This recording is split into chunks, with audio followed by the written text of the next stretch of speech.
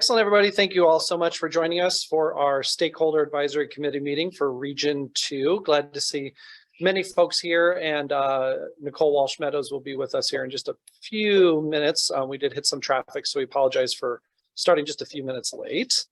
Good news is we've made a lot of headway on our draft plan and review strategies. So I think with tonight, we'll be able to really make a lot of progress and get some really key important things done. So the first thing, we've sent a lot of materials out to folks. And like I said, tonight we'll be reviewing the strategies pieces and coming to consensus on those that we need to. So just want to make sure that we can confirm the agenda and move forward. So can I have a motion to approve? Keisha, and a second by Kevin. Excellent. Perfect. And then we also sent around the January 5th SAC meeting notes. Wasn't too long ago that we met. So thanks to staff for quickly turning those around. So I know less time than normal. So with review, are there any changes that need to be made to the meeting notes? I want to say they're really good notes. Yes. Yeah. Sam took that one out. All right, Sam. Yeah, because jumped right in. There's a few things that I thought, I understand better now after reading that. Yes. So, yeah. Good. All right. Well, can we get a motion to approve with acclamation? All right, Kevin will. I second. And Keisha will second it. Thirds. Perfect. And any objections? No? Okay, great. So just wanted to highlight a few things now that we are moving into the more meatier parts of the work that we're doing. And of course, a big part of this group is the fact that, if you look at our name, we are the Stakeholder Advisory Committee. So being stakeholders, that means that we have people who have a stake in our community, which is very important. And everybody has different stakes, whether that's you work here, whether you work for a developer, maybe you own some land, you own a house, whatever. So we all have a stake in this. So it's really important, once again, that we, are just mindful of ethics and conflicts of interest. And, Mark has been really helpful in working through this. And we all made the request at the last meeting for Mark and staff to follow up with the ethics officer, Secretary of the County Ethics Commission, to just give us more guidance, just to make sure that we are doing everything we need to. So with that, Mark has come up with some important updates in regards to that and reminders for the ethics and conflicts of interest. So Mark, turn it over to you. Yeah. So again, to clarify, you all have received an email and a couple friendly reminders with to fill out the conflict of interest form that was circulated about a couple months ago. I think that's filled it out. But again, double check. I can also send a list out or contact folks that have not filled out that conflict of interest form. And again, the reason why it's important for you to fill that out is so that folks can, it's a disclosure identifying your financial interest in any property. And so the importance of filling that out is so that you can then participate in any discussion related to that property or interest. But we are also then encouraging you to recuse yourself from any vote for that property. So you participate in the discussion to add any additional information that might help inform any decisions. But when it comes down to it is, again, we're strongly encouraging folks with that financial interest to recuse themselves from voting. And again, those are on just maybe specific strategies. And then when we start talking about planned land use and really zoning is when this applies. So our work, we're going to be talking about strategies. We talked about it last 2 weeks ago. We'll continue through the month of February about these strategies, and then move into land use and zoning, where we're going to, again, be talking about individual items.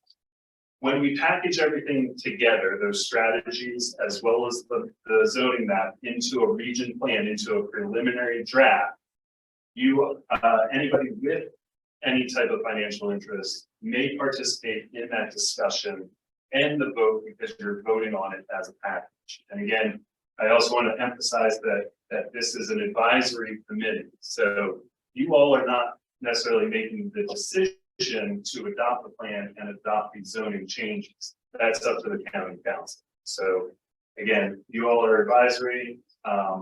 There are several steps in this process. We've gone over them before, where you make a recommendation, goes out to the public review.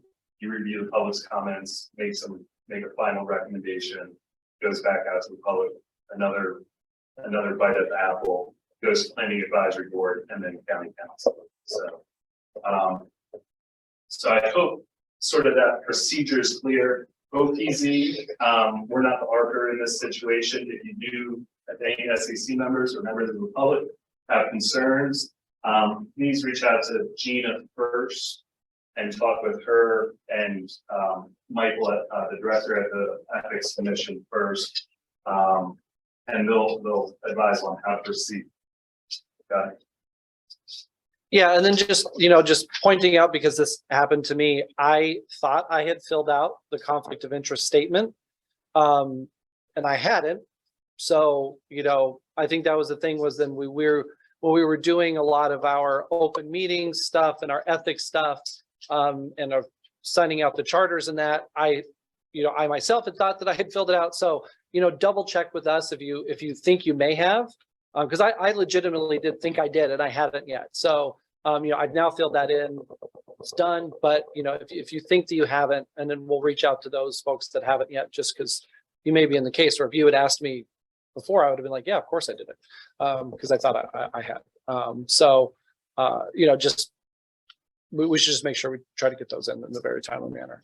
I want to make one other comment. There are some members on the SAC that probably they rent their home. Correct. They don't own their home. Yep. And if they do not own a business in the county or have other financial interests, I don't think they have to fill it out. So actually, as Nicole last time asked, has everybody done their ethics form? Correct. Technically, I don't think everybody on the SAC needs to do an essay form. The other thing is, it's not required, but we're trying to just set it up so there's no question. Yeah. And we're encouraging you, if you do have a financial interest, just go ahead and get the form done, participate in discussion, recuse yourself from any specific voting on recommendations, planned land use or zoning where you may have a financial interest. Yep. I'll also add to is the fourth bullet here about contacting Gina. It's not even just about complaints. If you have a question about, well, I have this position, this property, or what have you, feel free to reach out to them to get any clarification or information. So I think they're more than willing to help before we go down any roads. Great, excellent. Well, perfect. So with that, I know we're now going to kind of move into the draft region plan studies. We have some outstanding housing and transportation ones, and then we have 1, 2, 3, 4, 5, 6 ones, which I'm hoping we can get through. We have time permitting, but we've done pretty good so far. So that'll turn it over to Mark. Yeah, let me just do one quick recap Yep. here. Again, this slide isn't new. We saw this 2 weeks ago. Just want to emphasize that SAC members received a survey with draft strategies where they were able to provide their thoughts on it. If using the consensus continuum as those responses. So if there's a strategy and individuals indicated that there was they wanted to stop or hold this for more discussion, and that reached 67%, then we would talk about that here in the meeting. If there were any strategies that had stand aside agreement with reservations or endorsement that reached 67%, we would not talk about them, but OPZ will prepare a response to any comments that were left in that open text box. If any of these strategies did not reach any of those thresholds, we will talk about them as well. So I just want to mention that for everybody here in public as well. Also want to open up with the draft vision statement. 2 weeks ago, we talked about transportation and housing, which I have not necessarily highlighted here. But the items that we're going to be talking about tonight are, like Joe mentioned, land use and zoning, cultural resources, healthy communities, directing parks, natural environment and economy. And I really just kind of highlighted some of those items within the vision statement, just to sort of, again, ground us for the discussion tonight. making sure that the discussion aligns then with what you identified here in the draft. Emphasize that as draft because you all can come back to it in a little bit. Okay, so I'm going to switch over to the Google Doc so that Spencer and I can make any of these edits on the fly.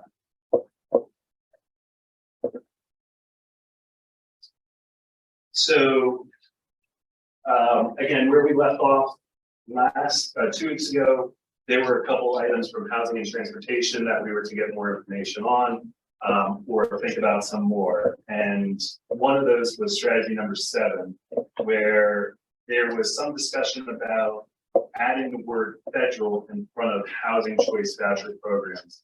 And upon additional consideration and research, we're advising to not include the word for the description of federal, and Spencer did some research into that. Basically, there are other levels of vouchers, so if we keep it general, I think we should just say housing choice voucher programs in general, because we're just saying we want to fill the gaps that are created by those in general, not necessarily calling out the federal, because there could be in the future, there could be a state or the local.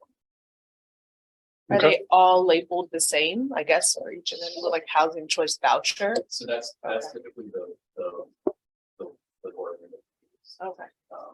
But I mean, the goal of this is to just, we want to provide funding to address housing needs. Exactly. And it's just calling out one, that one specific program, which there is a huge gap. So I don't see it necessary to put it specific. Okay. And I just highlighted this last section because we did just change a couple words. It went from, it said to accommodate, and we've just clarified to say to help address this. Yep. The second item here for housing was addressing school APF, and there was a robust discussion about this. One of the suggestions was, well, maybe we could just average capacity. And I think at this level, before we, as for the region plan, maybe not necessarily dive into specific recommendations because there is a work group working on this. So I included a couple references to the draft region plan strategies where we talk about school APF as well as a reference in Plan 2040. So again, take a look at these, and I again just kind of highlighted the most important parts here of these statements, and see if you feel that these items address that concern, or whether there needs to be a new strategy to get at something that wasn't addressed. I like the fact that you dropped the reference to averaging the open seats, because I thought that was a terrible idea. We're going to let the work group figure that out. Right. They're the experts. Right. So, but we've dropped it from what we're saying. So on that. So the question is does there need to be an additional strategy to address school APF? Or do you feel that the two draft region plan strategies that we will actually talk about later here, and the Plan 2040 strategy address it? So we're going to add the two to our document, and the other one's already for some document. Yes, these two are already included in your packet of strategies. Okay. Okay. Yep. Yeah. There was, again, following up on transportation, discussion about, or a suggested strategy for spending impact fees in a smaller geographical areas where they're collected. And so in Plan 2040, there is a strategy that talks about conducting an impact fee study that would look at potential changes to the district boundaries. And whether it's just tweaking the lines, whether it's making them smaller, adding more. Do you feel like what's addressed in Plan 20, or what's stated in Plan 2040 addresses this concern?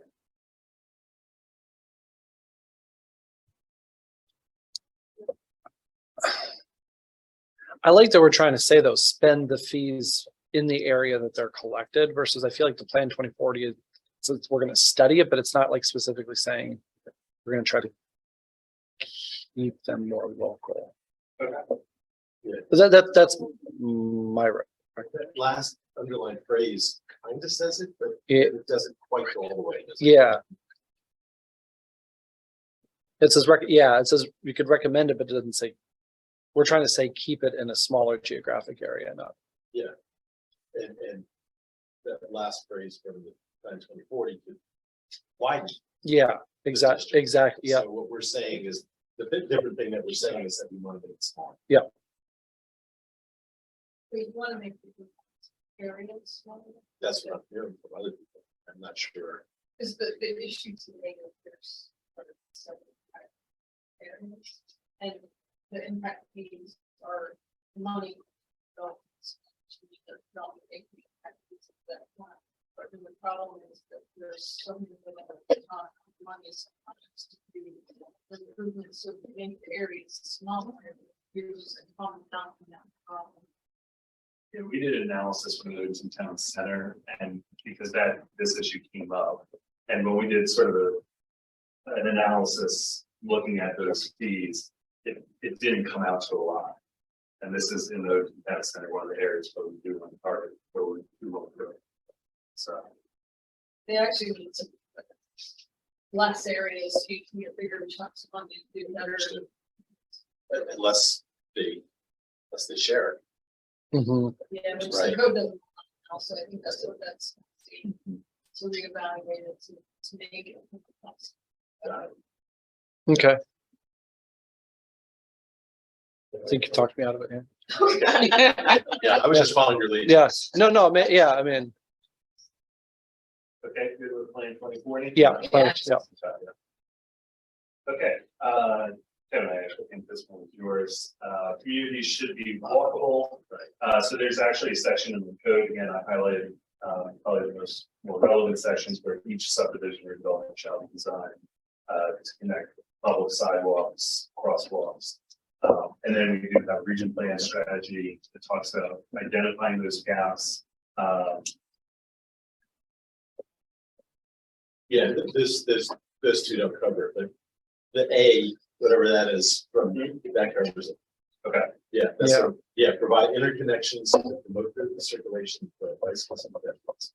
Yeah, between developments and systems. Yes, that's it. Yep. All right. Thank you. Are you saying though that we're adding to that? No. Nope. I thought we needed to, but it's covered by plan 2040. So. Yeah. Okay. So that was following up on our conversation 2 weeks ago. As you remember, we also started into the land use and zoning strategies. We were able to cover all of those strategies, but I did want to leave that comment box open in case anybody had additional ideas for strategies. So we received 2 of those. The first one here is talking about supporting the implementation of affordable housing types. So again, below are about 5 strategies that we did talk about 2 weeks ago that do address providing those types of products. Mhm. And so again, the question is, does there need to be an additional strategy? And those 5 bullet points are within our document. Yep.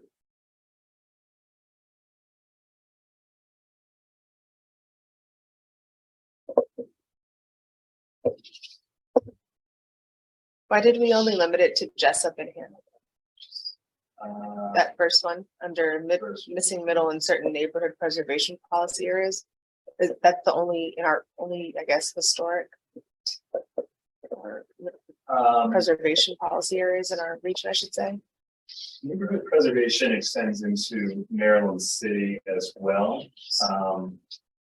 So should we include? You could. That's what I was gonna say. So I was Maybe we gonna could say, make it or more you could just general write there, Yeah, within the region or something, in certain. within region 2. yeah. 'Cause I think we're just limited to.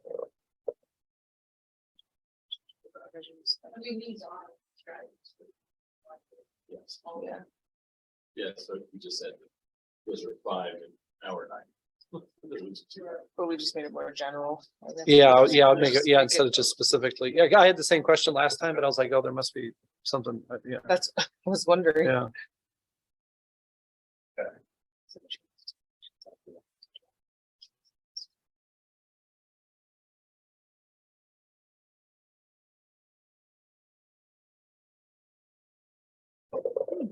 Okay.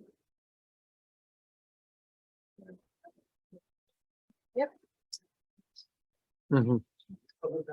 So we did spend quite a bit of time on ensuring that there's affordable housing and more specifically us trying to put workforce housing in region 2. Hey, Mark,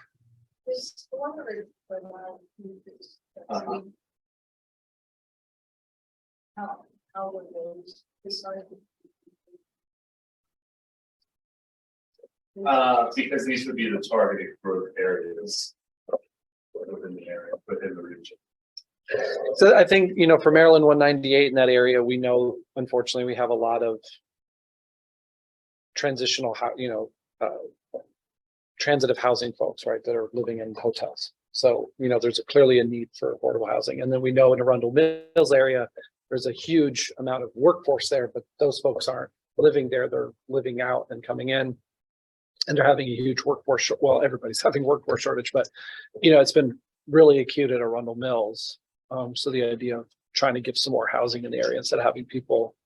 So I know when we saw that one map, they were like, people were coming all the way from like, you know, Dundalk and, you know, places like that to work at Arundel Mills. So I think that's why we specifically set those areas. Yeah, yeah. I had one comment if I could. BWI isn't in this region. What about the Fort Meade area? Do we need to include that in that one or no? Is that something, because I know like the base have a lot of like housing needs with people living off base or affordable housing off base. I'm not sure.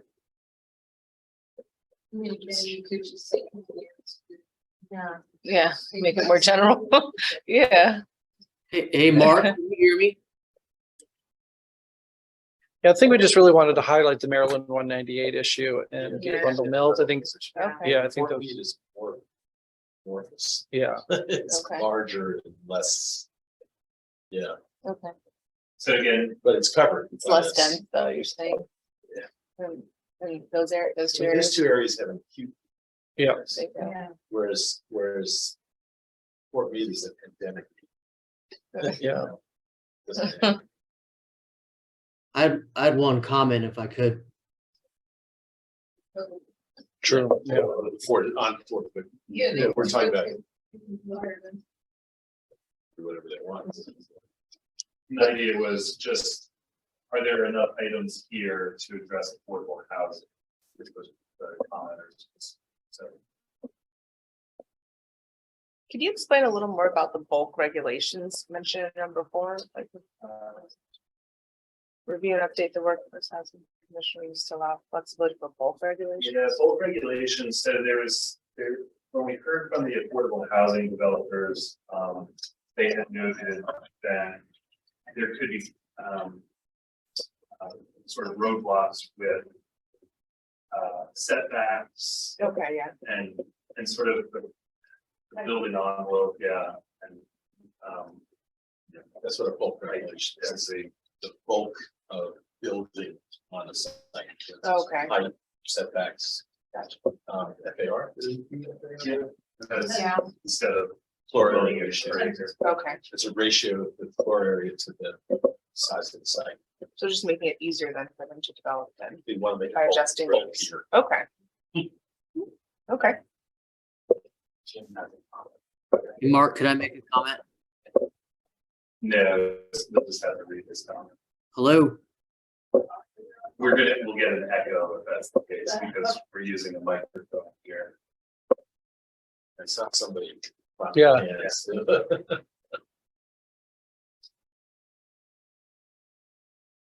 And I think for the most part, these strategies did have consensus when they were in the survey to begin with. So just want to try to focus that these are just references to items that are already addressing this concern about affordable housing.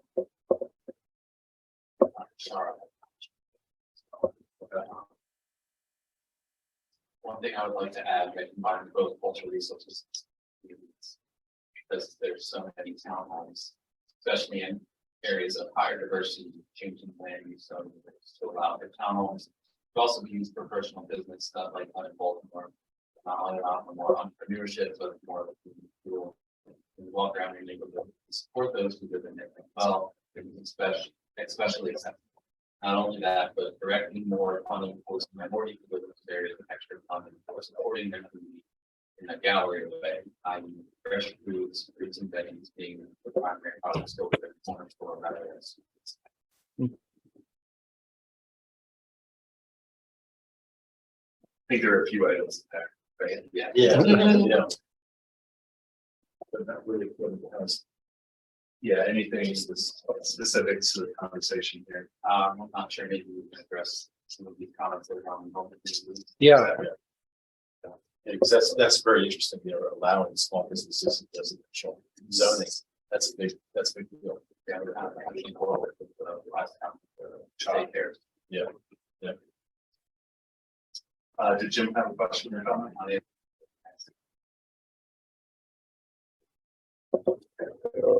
Yeah, I think we can, yep. That's good, move on.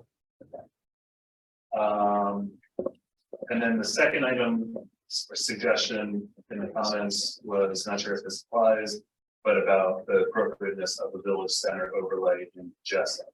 So we'll talk about this on March 4th.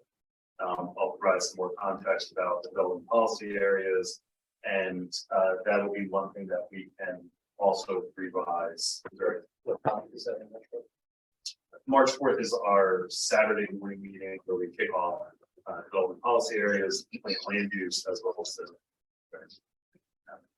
Okay, so the question does. You're saying. Right, because there, again, I think it'll be helpful to have some more context about the development policy areas, that village center overlay, which is the development policy area overlay. And we can talk about whether it's needed there, whether it's that's fine. Jim is yes, should not be limited. So moving back to that one, we're talking about workforce housing. He's saying that we should reference, not just limit, just a workforce housing reference. There are Definition. Well, workforce housing is a specific use.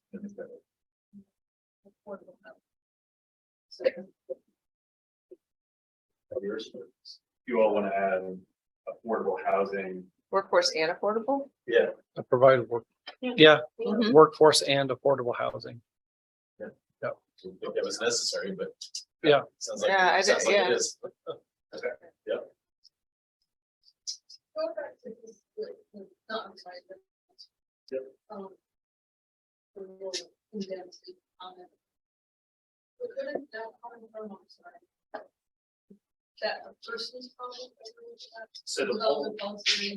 So the bold is Kevin had left in the open-ended text box. And then the indent here is our office planning zone staff's response. And so your concern was on the development policy area map, we have development policy areas, and then we actually have some overlays, development policy area overlays. And so we'll get into that in some more depth on that. And I just don't understand village and center overlay. I never have. And it sounds like on March 4th, I will. Yes.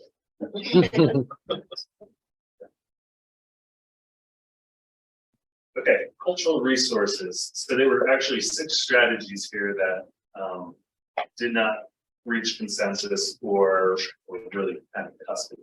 So I just included here as well.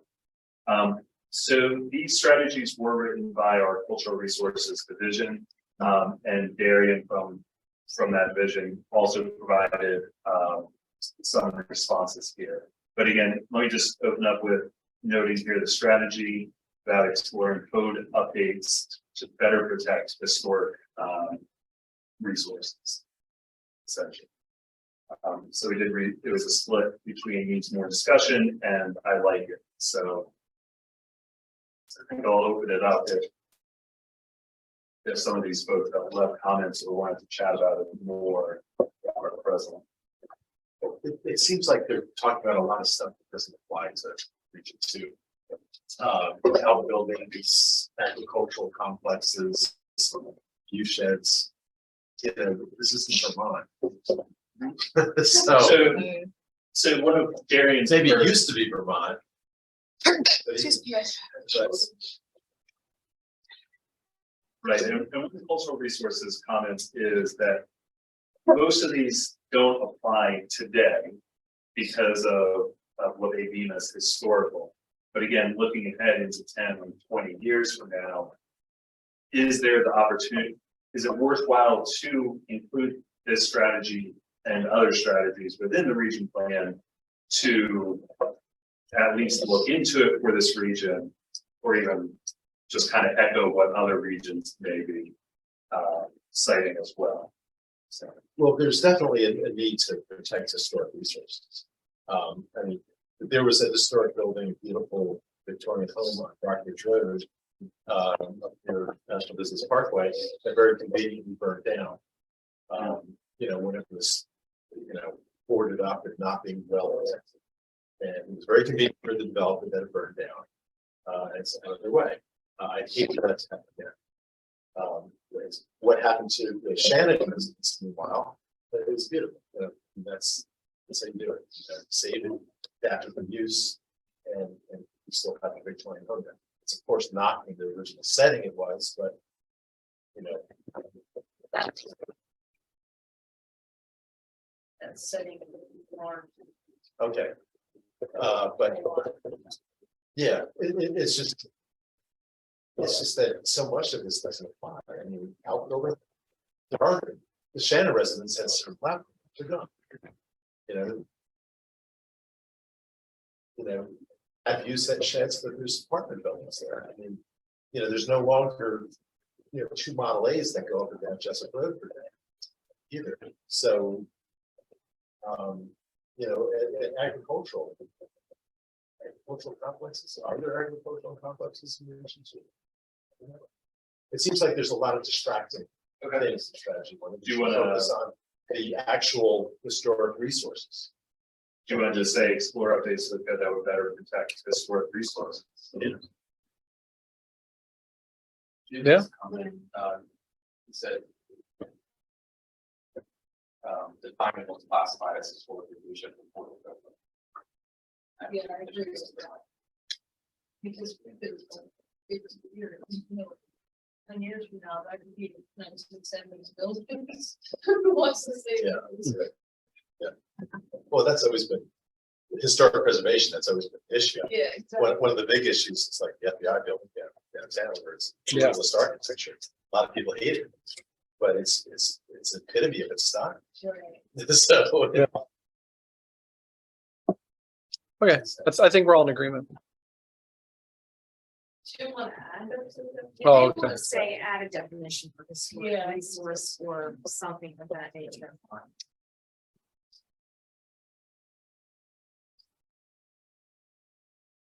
Because it is, so many buildings.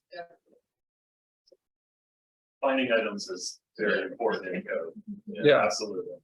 Yeah, don't want to leave that open to interpretation. So some things are well defined, but for instance, the houses I mentioned were identified specifically as houses in the, you know, given a number and everything. So those were well defined, and yet, you know, one was nicely preserved and the other is just memory.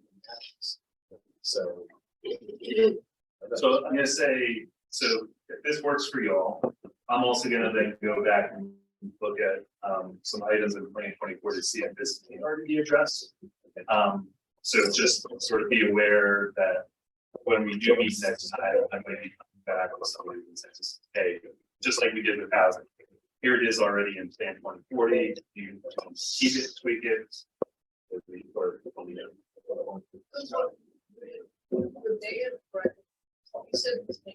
Yeah, So you don't know it was already planned. their idea was to go, they recognized that they needed to go deeper or be more specific, Oh, so.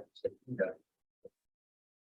I actually called three of the store, agricultural resources staff in the office today, and I was chatting with them, and they were going to something at London Town. I said, I'm going to Region 2 meeting. And so we talked about Region 2 a little bit, and they said, you know, unfortunately, a lot of what was here has already been impacted. It's very different doing preservation of historic and cultural resources in a Region 2 than it would be in, let's say, South County. Mhm. And this, So- the original, this sounded like it was written for South. Mhm. Yeah, I agree. Yeah, I agree. Okay, everybody good to leave this as is, and we'll look, Yep. easy, we'll look into, seeing if it's.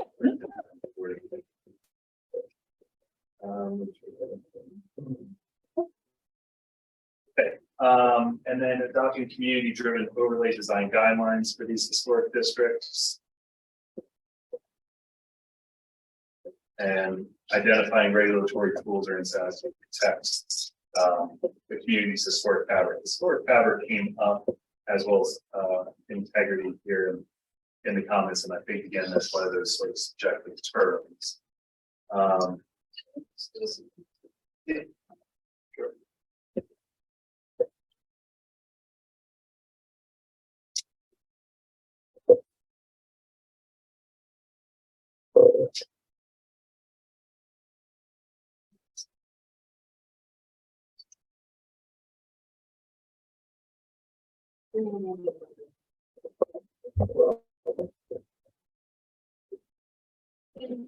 that's true. Question of the historic districts, English complex, town. That's just complex, but that doesn't mean it's on Maryland historic register, correct?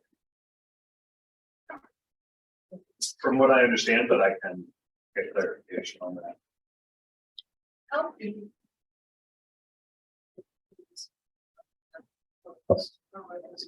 That's, and how are they added? That's what I'm. Yeah, because I just got a note mentioning the Vogel Farm Slave House, which nothing to do with it, it's in our district. And it sounds like something that needs to be preserved. So how do we add something on to the? I don't, that's the county. I mean, there's the Maryland historic register. That's. Right, and Our cultural resources staff, they do the inventory forms. Now, we have a lot of sites in the county that we have like old or incomplete forms for. We're trying to actually get a lot of the forms updated, but it comes down to, yeah, doing the assessment and getting the form completed and documented. It's just, there's a lot of counties that don't know. So no, there's forms for the Maryland state, right? I would imagine we would focus on the county process. Well, no, there's a lot of, I mean, state properties too. Yeah. This applies. Oh, right, and federal for that matter. I don't know if there's any around here, but my question, I thought your question was, how does the county recognize the local? It was. Yeah, okay, yeah, and- That was good on that. has to get on the list and be a more transparent process. Can anybody put somebody? Yeah, can anybody nominate something? Yeah. Yeah. That's a good question.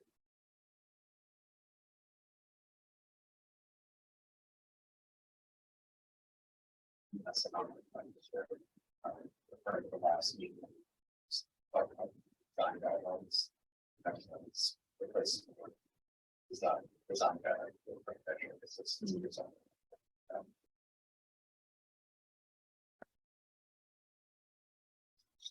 Yeah, that goes with some design guidelines. Say that again, what was the phrase? I can read this exact same comment from prior. says already design guidelines, perhaps insert language like architecture. Because it's here similar. So I remember the conversation we had last time about ensuring this in the middle of the plan.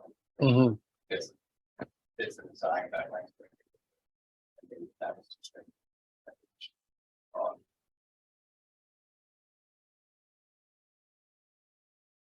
So if you want to sit on this, we can go back to cultural resources. And again, talk this over with them some more. Mhm. And if Yeah, sort of it's- we do have a good handful that we're still working on, we'll see if they're available at the next. Yeah. One other idea to add in the mix is what is the responsibility of the owner of the historic? And again, I'm going back to that, so you can sound bitter about this. The same historic property that burned down, what is, what is a developer's responsibility to protect historic, structure? Mhm. Because there were homeless people living there, we did nothing to protect that area from that. And my concern along the same lines as him is with these new proposed regulations within that radius of Fort Meade, there's a lot of land in the Jessup area that has the potential to be developed. And the concern is, with these plots of land and the potential to piece these little plots together to make bigger ones and what have you. The concern about, the historic stuff that's all up here and, there's a lot of historic stuff around Fort Meade that's a World War II base and et cetera. And along the railroad tracks in Annapolis Junction, a lot of that is historic area. And so my concern is related to that. If it's 50 years, that's a World War II base. All that stuff in Annapolis Junction is all around that time frame. And there are many, many things in that area. And don't get me wrong, we want to develop around the transit and the MARC station that's there and what have you, but not at the risk of losing some of the historic stuff that's there.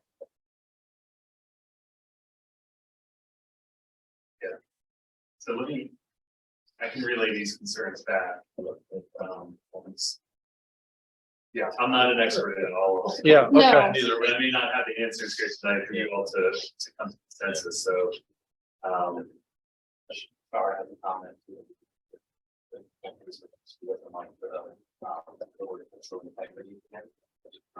Mentioned that it really defines. There we go.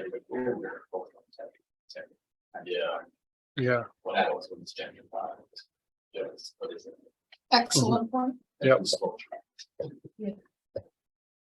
Excellent point. Anything else on this one? You want me to bring back to cultural resources? We'll talk about this one again next. Yep. So don't feel like Can you this is. somehow capture the comment? Yeah, it would go along with the Great. Okay. So Kevin, I think this one is addressing one of your major concerns here is Oh, yeah. establishing code provisions for demolition by neglect. Yeah, that's back in graphics.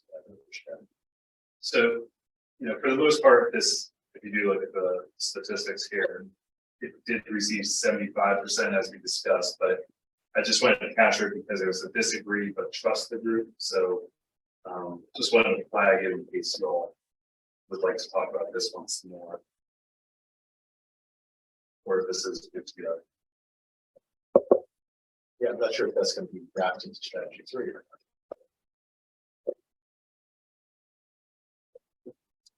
not. This one is being very specific in regarding this, that action of demolition by neglect. Right?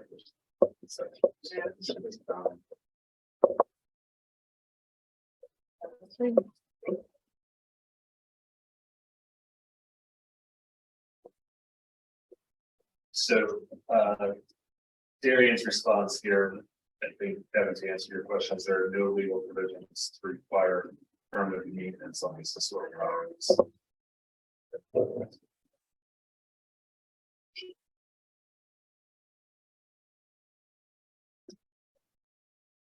Okay, you want to leave this one as is? Well, we don't have enough consensus on it, right? Yeah, So because it that says was, that was for the vote was to either talk about it Yeah. tonight or not. So now that we're talking about it now, does it need to be changed? Or not? Because there is consensus, or there is quorum here with our two other members. Actually. the other Okay. Yeah. quorum. Okay. Somebody.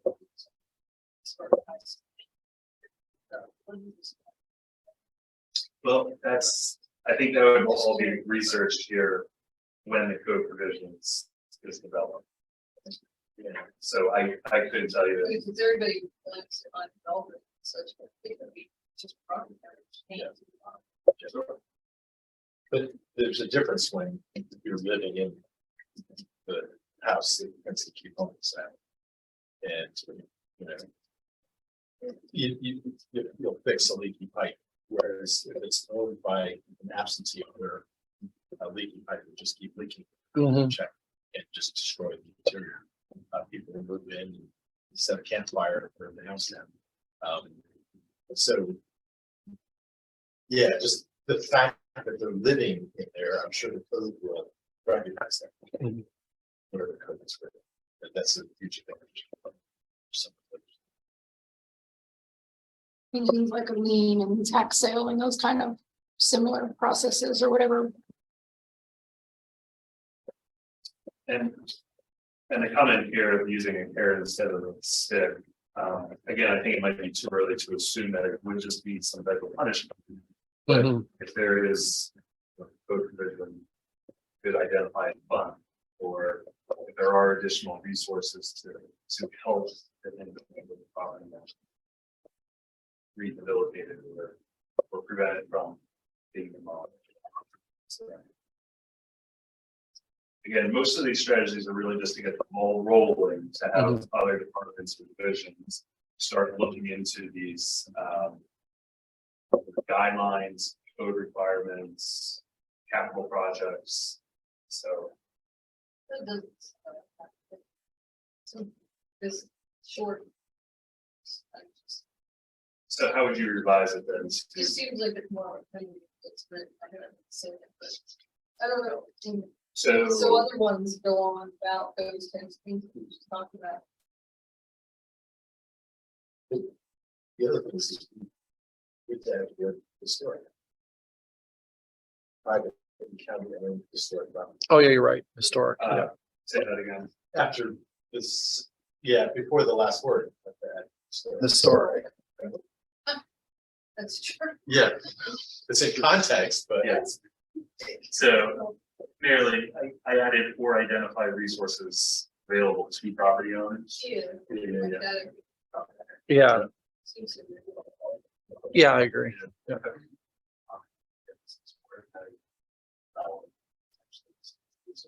Place are required.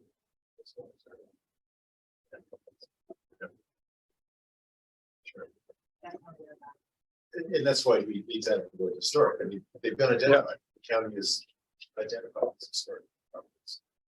They're on a list. Okay, Good. yeah, I think with those changes, yeah, Yeah. we're good. Strategy. Yeah.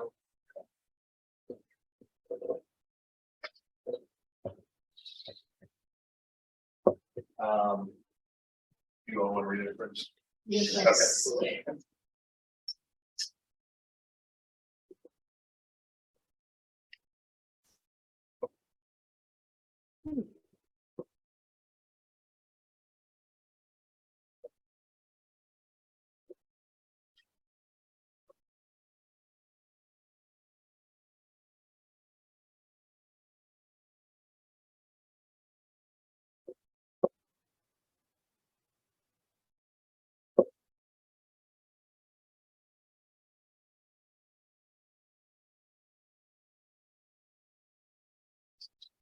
So there was again mostly consensus on this. It was just if that one person that identified disagreed, flip to stop or hold, then you would. So again, just wanted to Mhm. flag it. In case you all wanted to chat. So, If it's not on the historic register, that means it's on.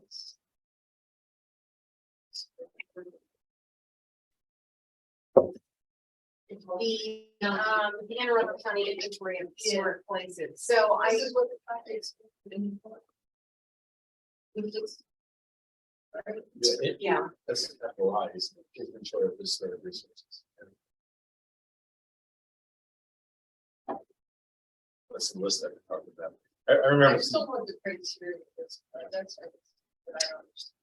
Inventory versus why, if it's historical, I did not know. well, when you talk about the register, you're really talking about the state or national register. No, we're talking about the county register.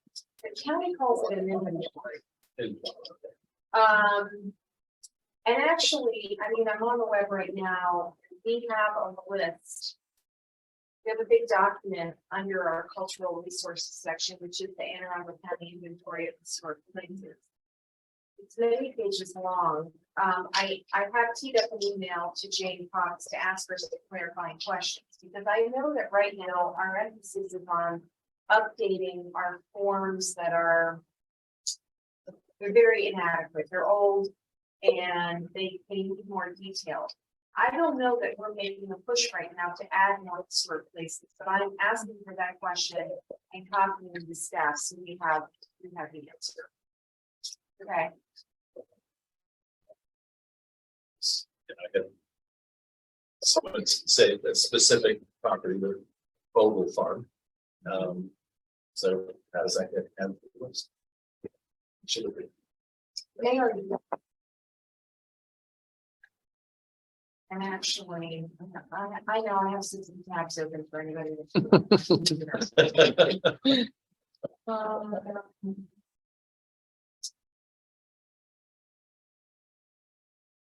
And resource names are not in alphabetical order. Because why? That would make so much sense, Christina. Because I think they need, I don't know what order they're in, maybe they're in tax account number, that's. Mhm. And it is pages. I'll see if I can find it, it is many pages and many lines. I don't wanna hold up. Yeah, that's what I Yeah. was saying. We just had a question.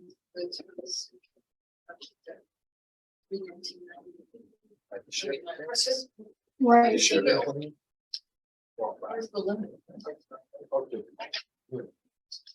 Okay. I also flagged historic value. Yeah, we, Yeah. yeah, Also, like, it's.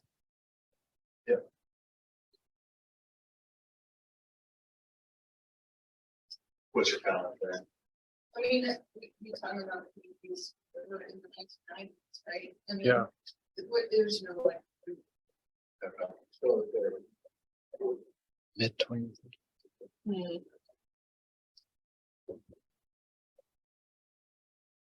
To us, that seems like Yeah, I know. not Yeah, that long yeah. ago.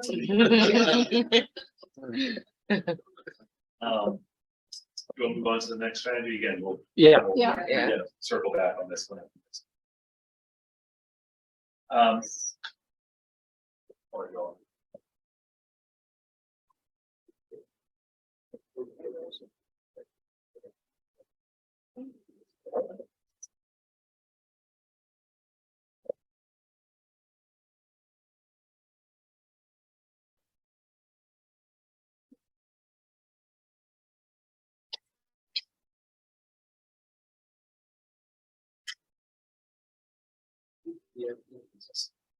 Adequate public facilities.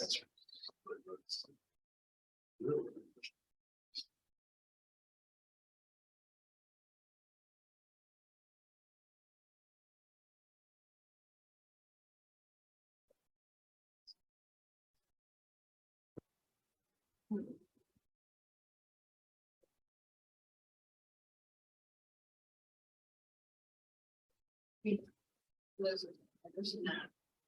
That, seen it for, seen it for, mapped out long ago. There's criteria for, forget what it's 24 holes or something. But it's there to sort of meet when you're developing your historic and scenic road. Say what you're addressing. I think the biggest issue of this is around if you build road improvements, they don't want you to achieve that.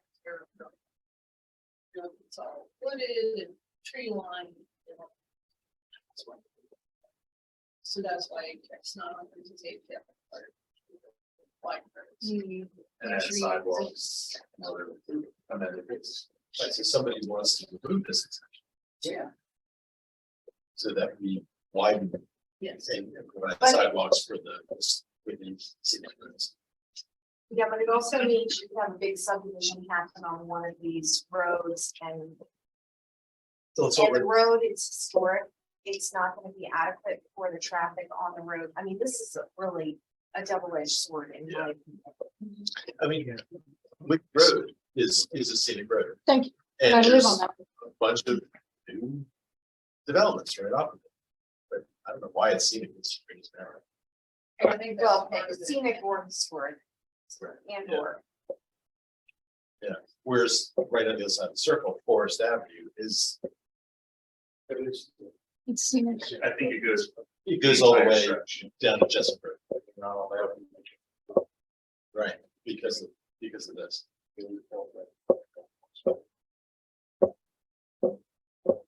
We wanted them to improve it, or, No, if you remove that, then you're gonna have a 4-lane highway. We're trying to keep the trucks off of that road as it is now. Right. They're already going down it on a regular basis. They get stuck in the traffic circle at least once a week. Yeah. You know, and then it's ridiculous. Yeah. And if you remove that APF, and then I have tractor trailers going 60 miles an hour down this curvy ass road, wrapping around a tree that they're not meant to be going down. so you're against this. I am absolutely against that. It's the In- double- in this the double case. Negative is. that's the Correct, doubt, in this yeah. case. Now, in elsewhere in the county, it may be a different situation, but on Brockbridge, it's absolutely not appropriate. On Wiggly, it's absolutely not appropriate. Rockbridge is. I don't know, but I'm just saying if it were to be, it's absolutely not appropriate. They just had a brand new townhome development go in with, I don't know how many hundred homes. But if you were to put a 4-lane road down Brockbridge, it floods every other week. Like right now, it's probably flooded on that little bridge. It's absolutely not appropriate to do that. You see what I'm saying? So I think this would need to be handled on a case by case, development by development basis. You can't just blanketly do something like that because it needs to be handled on a case by case basis. The sheer tree structure and the windiness and what have you, you can flatten out Wiggly, you can flatten out Forest as much as you want. The design of that, and Forest floods on a, you know, every time the snow, you know how it is. Yeah. Every time it snows, there's that one section of Forest Yeah. that floods. And you're right. because Same thing on Brockbridge. It's reasonable to remove the exemption for Wiggly, but Not for Forest.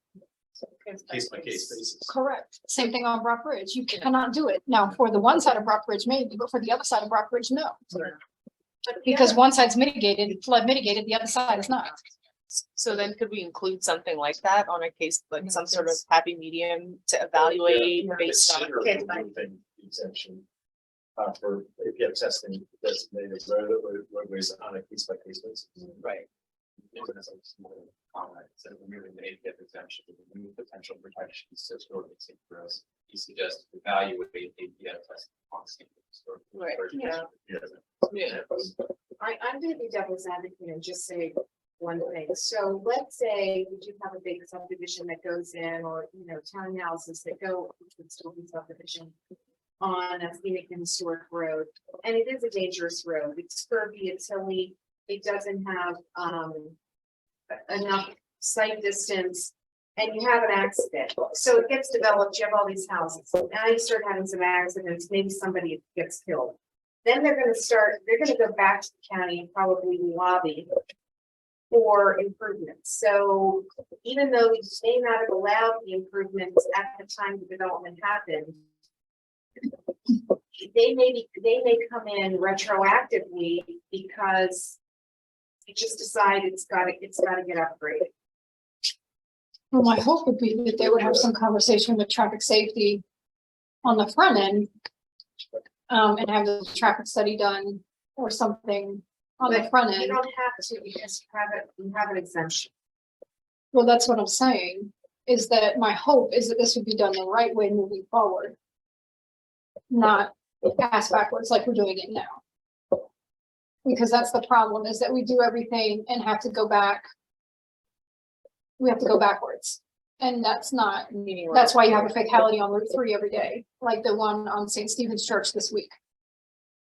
We need to stop that. We need to have some stuff done on the front end and have traffic safety and all this stuff done on the front end and not the back end. Because it costs you more on the back end to do it than it does to do it on the front end. I would like to understand two things though. To have traffic safety come out and give you how this road needs to be done on the front end. That's why we have a traffic safety division in the police department. They can tell you how this road needs to go to mitigate crashes. That's the entire job of this department, in the police department. Having them come out and tell you how this road needs to not be built or how it needs to be built. That's their whole job. Well, I don't think that's. Maybe police staffs get the APF reviews. I would have to do things about this further. There's a master's degree. I know about Nestor and his group. But there's also traffic safety in the police department, and I think working together with them. Because they do all the stuff on the back end. But Nestor's group signing off, Yeah, I think the case by case is happy medium. Yeah, and again, assuming people think Yeah. as they evaluate each case. correct, but what does Nestor's group do in approving APFs? From a traffic safety standpoint. Right, so they just do a traffic study, not, right, they review a traffic study, not from a traffic safety standpoint though. We're talking about two different things.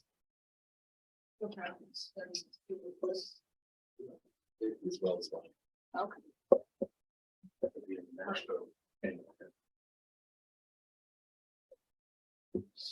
Okay. Good with this one? Yep. Yes. All right. And then the last one here is establish an appointed cemetery oversight advisory. Yeah, that was fine. No, You know, it was, if I could- do we have a, yeah, Yeah. oh, really? And It's a piece part. They mentioned that on our court meeting tour. They said There's one in like Bacon Town. Oh. the court meeting itself.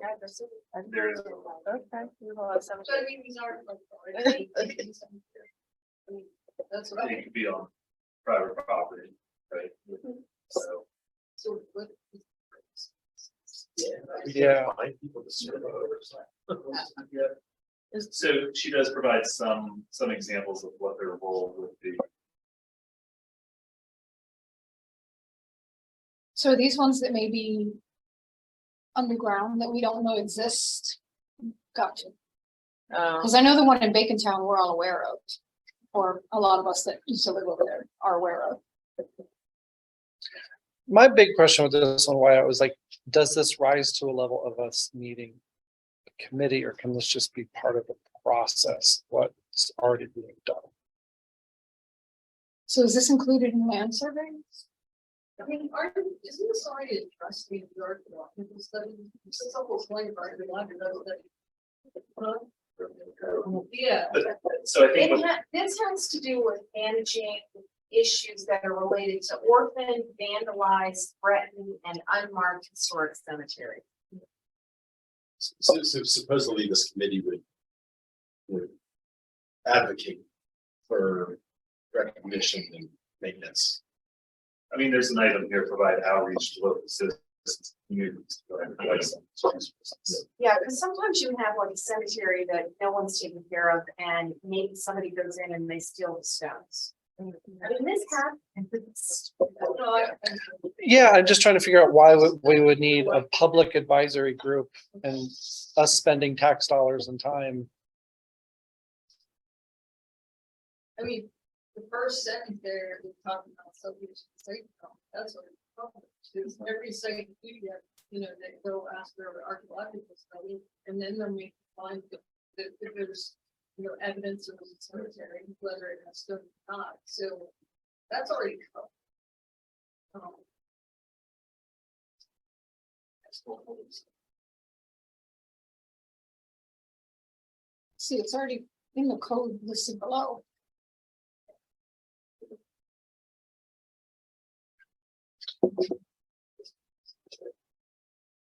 If you're not feeling strong about it, you can delete it. Yeah, I mean, I would say delete it. It's I, already in the code. yeah, I really would.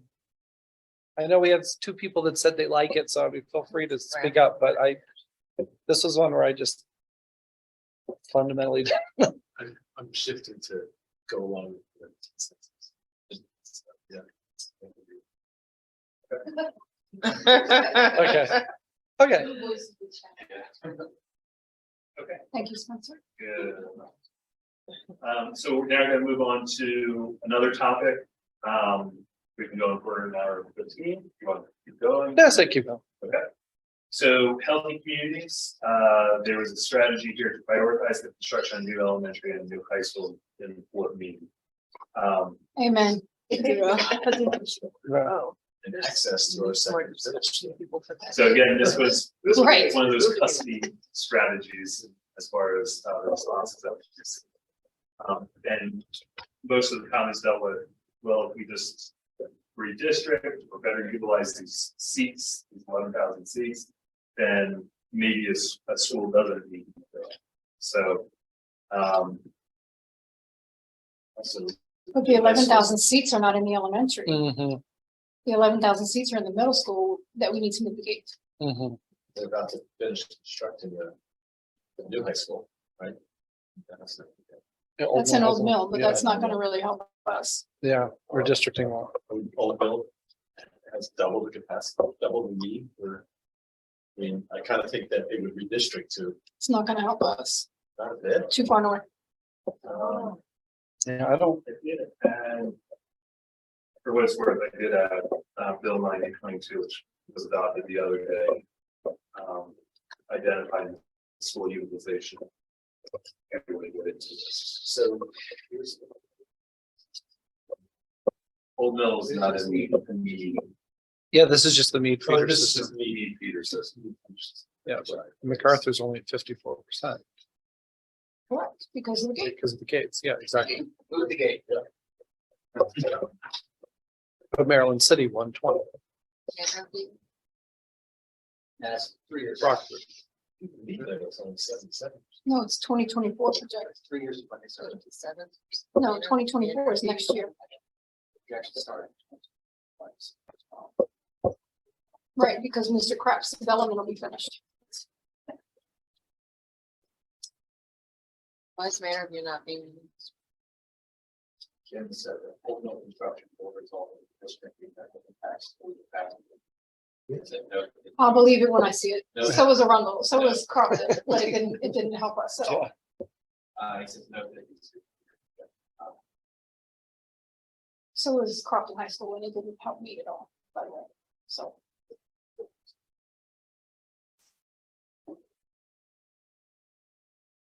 So I think we all were in agreement on this one, unless did we want to add something about the gate? Or, access to the middle? Or do we have that somewhere else? We do have a strategy about that. Okay, And we kept it vague because we didn't want to sort of bias any decision makers in the future. If there's some other technique or strategy that they can employ to create greater accessibility to the school for that, but we didn't want to be so specific of just saying. Move the gate. okay, So we heard that. We just phrased it a little more More general. politically correct, thank you Yeah. very much. okay. Appreciate that. Okay, That's why you do pay the big bucks, Monty. so it is there. And I think that did already receive consensus. Okay, so I think we're good at this one. Good at this. And there's plots of land that are already owned by the county to facilitate this behind Jessup Elementary and in the Russet community area, That's where just in case they need some help with planning Yeah. that, for the record. it's not only owned by the county, owned by the School Board of School Education, Board of correct. Education. Yeah, so this next one, pursuing the ARP age-friendly community designation. Yeah, I was one of these folks too that was like just kind of concerned that we were specifically using ARP's metrics. I guess I wanted a little bit more background from like OPZ, like to me, this is me working for an aging organization. Like I don't necessarily consider ARP to be the standard, and I know a lot of people do, but my thing is we're using ARP's definition, but I don't think they're they're not experts in it. It's just a bunch of people in downtown DC who come up with this stuff. So, Okay, I well, don't know if love that's, yeah, I mean, you know what I mean? So I'm like, I get where we're trying to come with it, but I'm like, why is ARP the measuring stick for this? And are they saying to, I mean, is this strategy telling us to apply for a specific designation, like an all-American? Right, city? is that free? How much does Or it to meet certain cost? Like, standards. I'm with you on that. I mean, I appreciate our goal. We're trying to make age-friendly communities. I like that. Right. And should there be metrics to do that? Yes. I'm just questioning myself in the group of, is AARP the right measuring stick? And It's, Just take that out. Yeah, pursue age friendly. And then you can look into various. yeah, I mean, yeah, I just feel like that we say ARP and then, like you said, in 2 years, they decide to do something really inappropriate, but we have that as part of our recommendations, so. that's the case. Yeah, And I would say plural. For designation.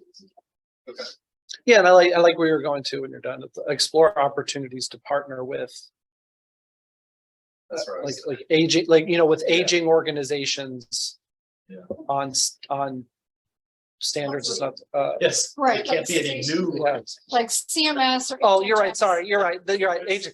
Yeah, that's not, yeah, sorry, we use in my part, in my National Geographic work, Society. to partner, what's the proper term there? partner with Or organizations dealing with aging. I know. Senior citizen? Yeah, There you no one go. knows that. No, we use no, aging. yeah, we use aging, yeah. Yeah, Well, I'm almost there. I did. Yeah, Mark, you're right. Explore opportunities to partner whose mission is to assist with, yep, Aging in place and things like that. exactly, yep.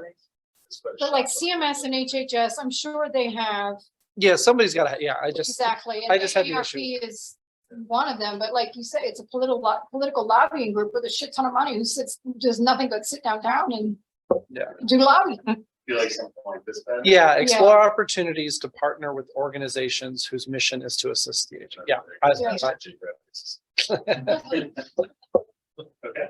Okay, yeah, Yeah. great.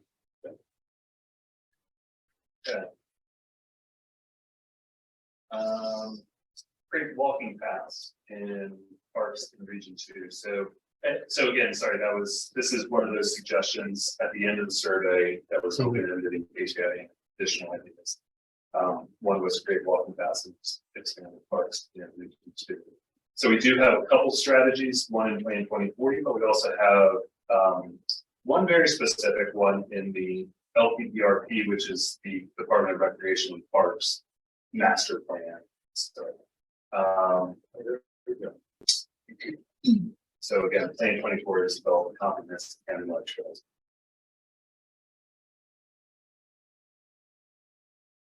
This is going to be. With regard to this. The woods next to that. So, To Jezebel Lynching. yeah, it's. With that.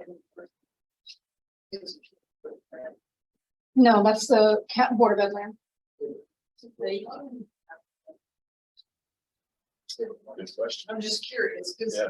it doesn't matter what we say, but right now you can't put a trailer, which to me doesn't, well, it's like to put a 3-foot mulch trailer. But you could put a nice walking track. Yeah, but that would be nice too, right? But mulching or trail. Yeah. Yeah, I mean, we'll take anything over Yeah, at this point. I mean, Because what we have are so small and there's no trail in either one of those parks. The only thing we have is the one, it's a little teeny circle. Yep. That goes around the one, and the gate's not even open on most days. And the thing is, the walking trail at Provinces Park is perfect. It's beautiful. It's beautiful, wonderful. That's what we need more of. Mhm. And it's not all Board of Education land. There's some land that, they don't know what, Yeah, what organization within Anne Arundel County owns the land, but the land, because the YMCA is owned by Board of Education, but the land to the, west. Mhm. Who knows? But that needs to be incorporated in the same park. Yeah. It looks like it's covered us. I mean, I know there's an overlap for walking trails with both Parks and Rec and health, but I think we can take it out. So again, does the new strategy need to be built or? No, No. I think we've covered it. Speaking of Provinces Park, I think there's a public meeting coming up in the next few weeks about the pool. about the pool. So if we take a break or at the end, I'll get some more information when that public meeting is.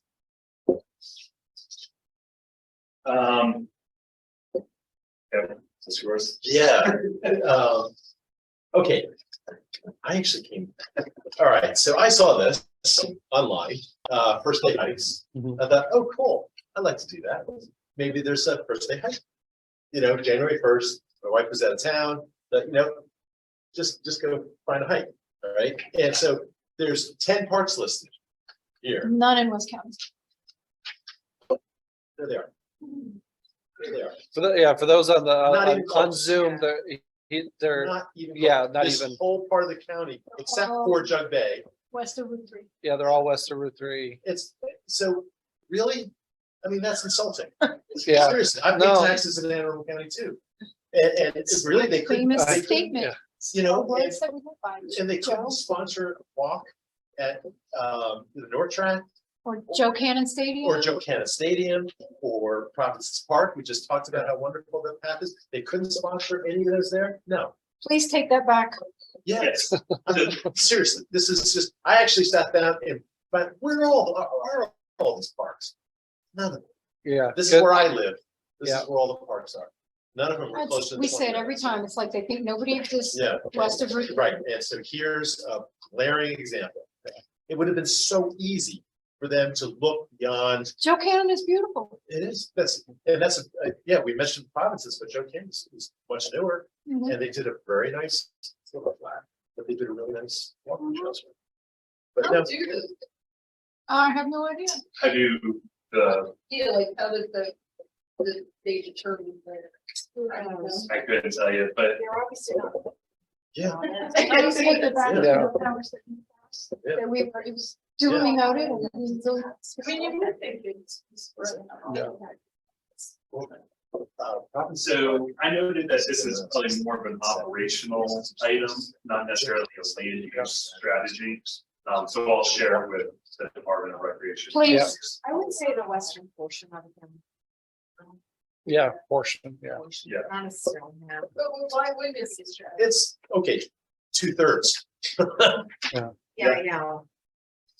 Missing, that's they're missing out on ridiculous. 2/3 of the county. Do you think we can nest this into a land use strategy in the region plan or? Don't shoot. You're not doing healthy things. Yeah. Yeah. Stick this in healthy Yeah. communities. Yeah, I Okay. agree. I So think let's this needs to. go, okay. I thought it was a Parks and Rec program, but yeah. But Yeah. the way But it's we part of organize walking. the region plan similar to Plan 2040, it's a little bit different. It's not really land use. They have facilities right now. Mhm. They just chose not to do programming in those Mhm. facilities. Yep. And it's a programming or operational. So I think Yeah, I, communities. My favorite were these two, right next to each other. Mhm. Yeah, quarter-mile apart. Yep. They couldn't put one 20 miles out this way.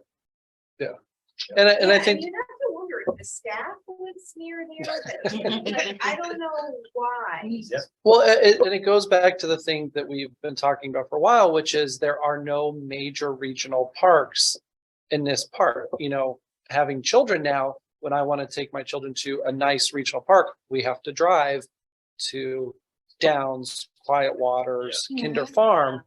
But this- There's nothing in our air, or we drive to Bland Air in Columbia. Yeah, but so- some of these were really small parks. Yeah, no, yeah, I'm with you. Park. Yeah, yeah. Because I found that was a tiny park. Never heard of it. Yeah. And yeah, so that, if for this specific situation, No, this is just, that's a really Yeah. good example, but there are many Like you things where if say, you want to do that sort of Texas is programming, huge, and yet you have don't to get drive. Any, Is there a recommendation about citing the regional park in western part of the county? well, they're talking about expanding Jessup Park, buying 30 years, That's- That's in the LPP. and that would do that. You had county program. I thought that was special effects. Because it was through like. So, I would say, There's somebody. The new strategy. yeah, so identify opportunities to increase county special events. no, county programming. county programming in general. Yeah, yeah.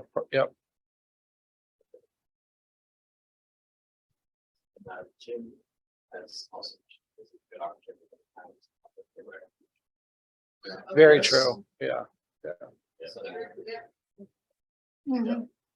And it would have, it seems like it would have been so simple for one of these people to just. Oh, that would have been a great first day hike, right through the Yeah. Patuxent Refuge.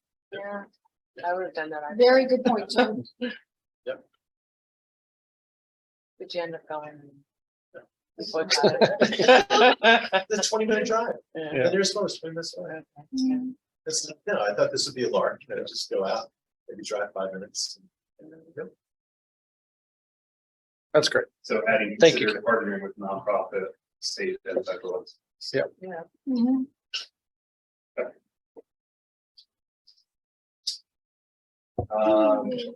Natural environment. So I'll preface this by saying many of these were also influenced by a site visit with the county executive to the Oxbow Reserve, where we heard about concerns about flooding in the area and years that live in that. Mhm. business. So, Yep.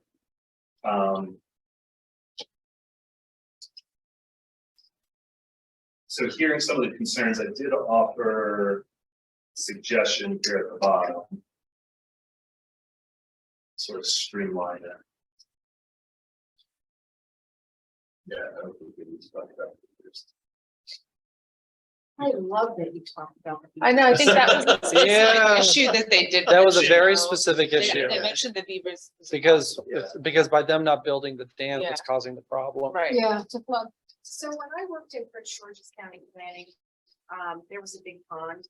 And there was a lot of beavers that lived in the pond, so they did not have enough material. Mhm. Yep. So they came up into the office park where our office was, and we rolled into work one day and it was like, what the heck happened? There were like 2 trees down, another one had the big teeth marks around it, so I don't know, it is true, they constantly need seedlings and, trees for the work they do, plus the fact they eat, they eat the more tender limbs of the trees. Mhm. Yeah. Did it feel like beavers? You're in an area where the impact, Mhm. I agree. This was just the specific comments that the folks that have been Right. working on this for a very long time said needed to happen. And they're really passionate about this. And very Yeah, I mean, knowledgeable. I lived there for 18 years and we walk that lake once a year and do all the birds and we count all the wildlife and all that stuff in that lake. And this has been an ongoing issue because, I mean, the water level, you lived there, Joe, the water level has Yep. shrunk down so much Yeah. because, we haven't been able to, Keep the wall.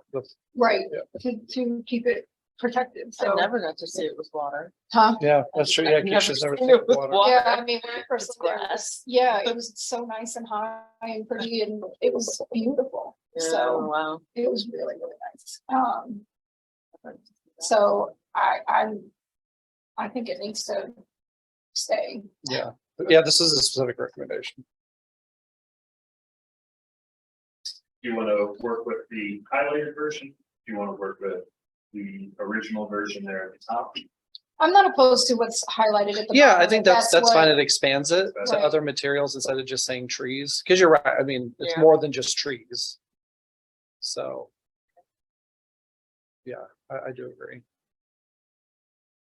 I didn't mind the beaver comment, but I'm not opposed to what's in yellow. There is still beaver in yellow. Yeah, Yeah. it says such as beavers, yeah, because, yeah, it was the whole piece there. Seems to me they're a stakeholder, they should have been. Yeah. I know.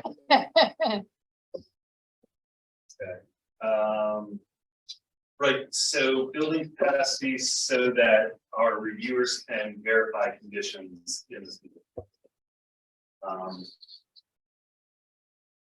You know, I've even heard this type of comment outside of Region 2 with Jones and Down Center and the other areas within the county, so it's not just a Region 2 issue. So. Staffing, right, is that's what the issue is? Mhm. Staffing, right, is needed, and that's what I had added here, so. Again, the suggested revision is just adding such as staff. Yeah.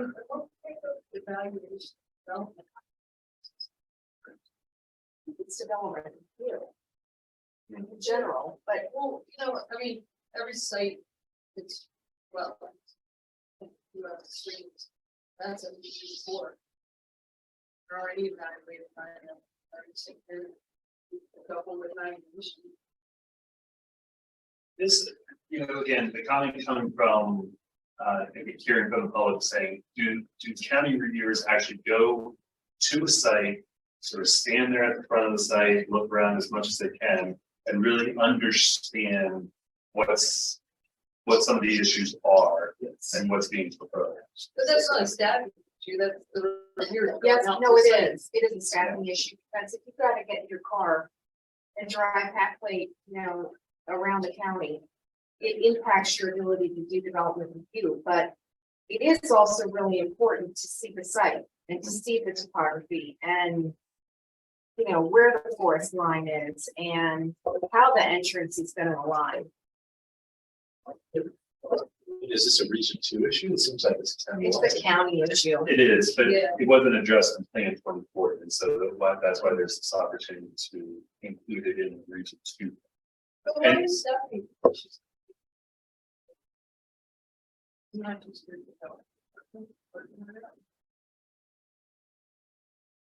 So it's part of the review process that helps facilitate the bigger picture here of, you know, adequately reviewing development applications and, you know, in certain situations, we talked about streamlining the process for workforce housing. So if we can find these efficiencies within these processes, then that's something that we would want to address. So you need us to justify increasing your staffing. That's what I'm asking. Well, the other thing is, are you saying appropriately evaluate development?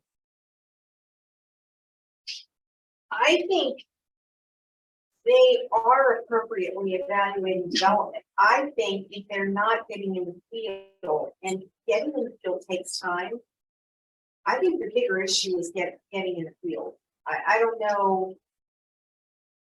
But that's the thing, why is that driving? Yeah, it's like a tactic, Yes. strategy. I mean, you're saying we don't use a strategy. But I don't think so I don't see why. Yeah, to me, it's like a tactic to do these To justify strategies, your not, staffing. not a strategy. Build and maintain. Yeah, Scratch it. scratch it, yeah. Yeah. I just don't feel it's a tactic, not a strategy. but It's a tool.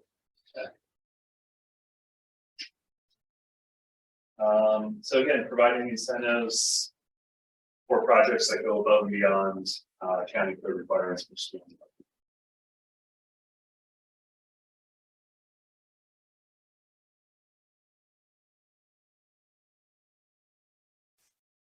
You're just saying development. I mean, I was so weird about. But why?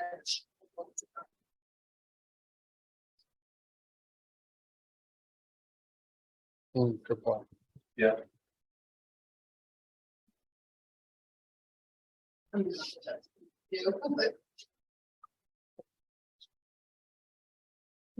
Yeah, I like the Me too. suggested changes. Yeah. So we added this, and then the other part we had added prior to this meeting is specific examples. Yep. Because I think we use the same type of language in when we talk about housing. Yep, we did. So just trying to be consistent. We're changing that to distraction. Oh, so I had suggested revision. Oh, Yeah, so And then he Yeah. puts good to go ones. Yeah, she was suggest that FAR. Density. Well, that's density. Yeah, it's another measuring. Density. Well, they are two. Okay. I mean, you don't have it here. Yeah, it just doesn't apply. Yeah. It's really non-residential. okay. Okay. What's that? Mhm.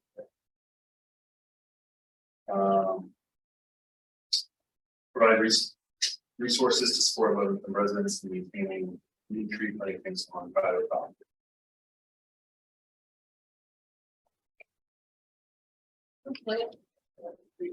Something. Yeah, other partners, Or. sorry, I'm sorry. other partners. There's, is it replant, Arundel, Oh, gotcha. yeah. Oh, it seems like something should be added to this and that gives you public benefit. You know, like your public right of ways, your parks, your streams. I mean, just somebody wanting to put in a new apple orchard. And should support. So, Is this new tree plantings in new communities, or is this, like, what's going on there? yeah, this is private property. So one of the issues that does happen in development over time is, let's say you had to do plantings initially. And then 30 years down the line, maybe there aren't any trees left, like they died, the beavers came in and cut them down, whatever happened to them. So are we saying we would go back and retroactively put in new tree plantings and then help them maintain?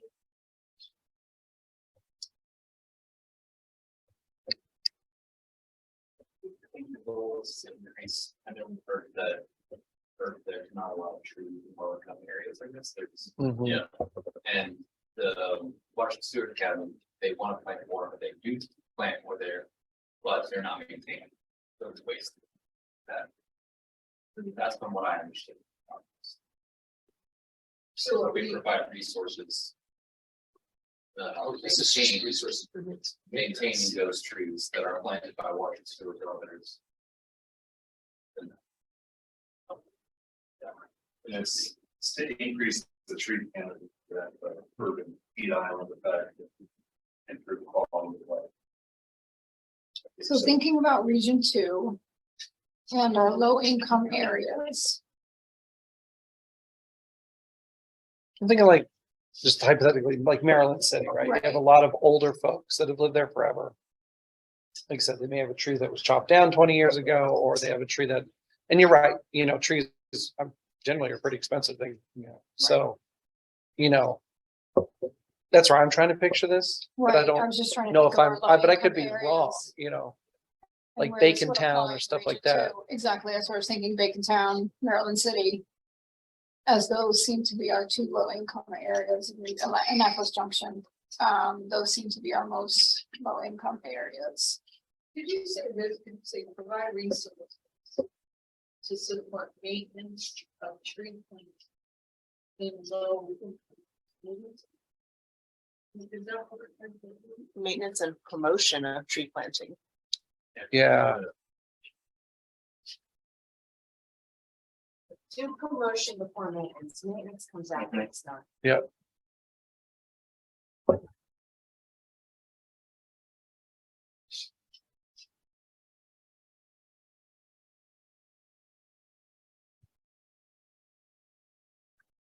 period after communities, right?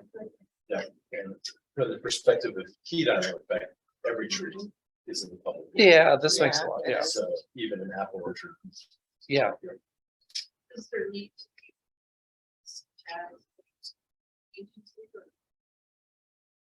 No, because it may change over time. Okay, yeah, I go this, yeah, this makes Not sense. opposed. I like what it's doing. It was just, Yeah, I guess we just needed more insight. yeah, but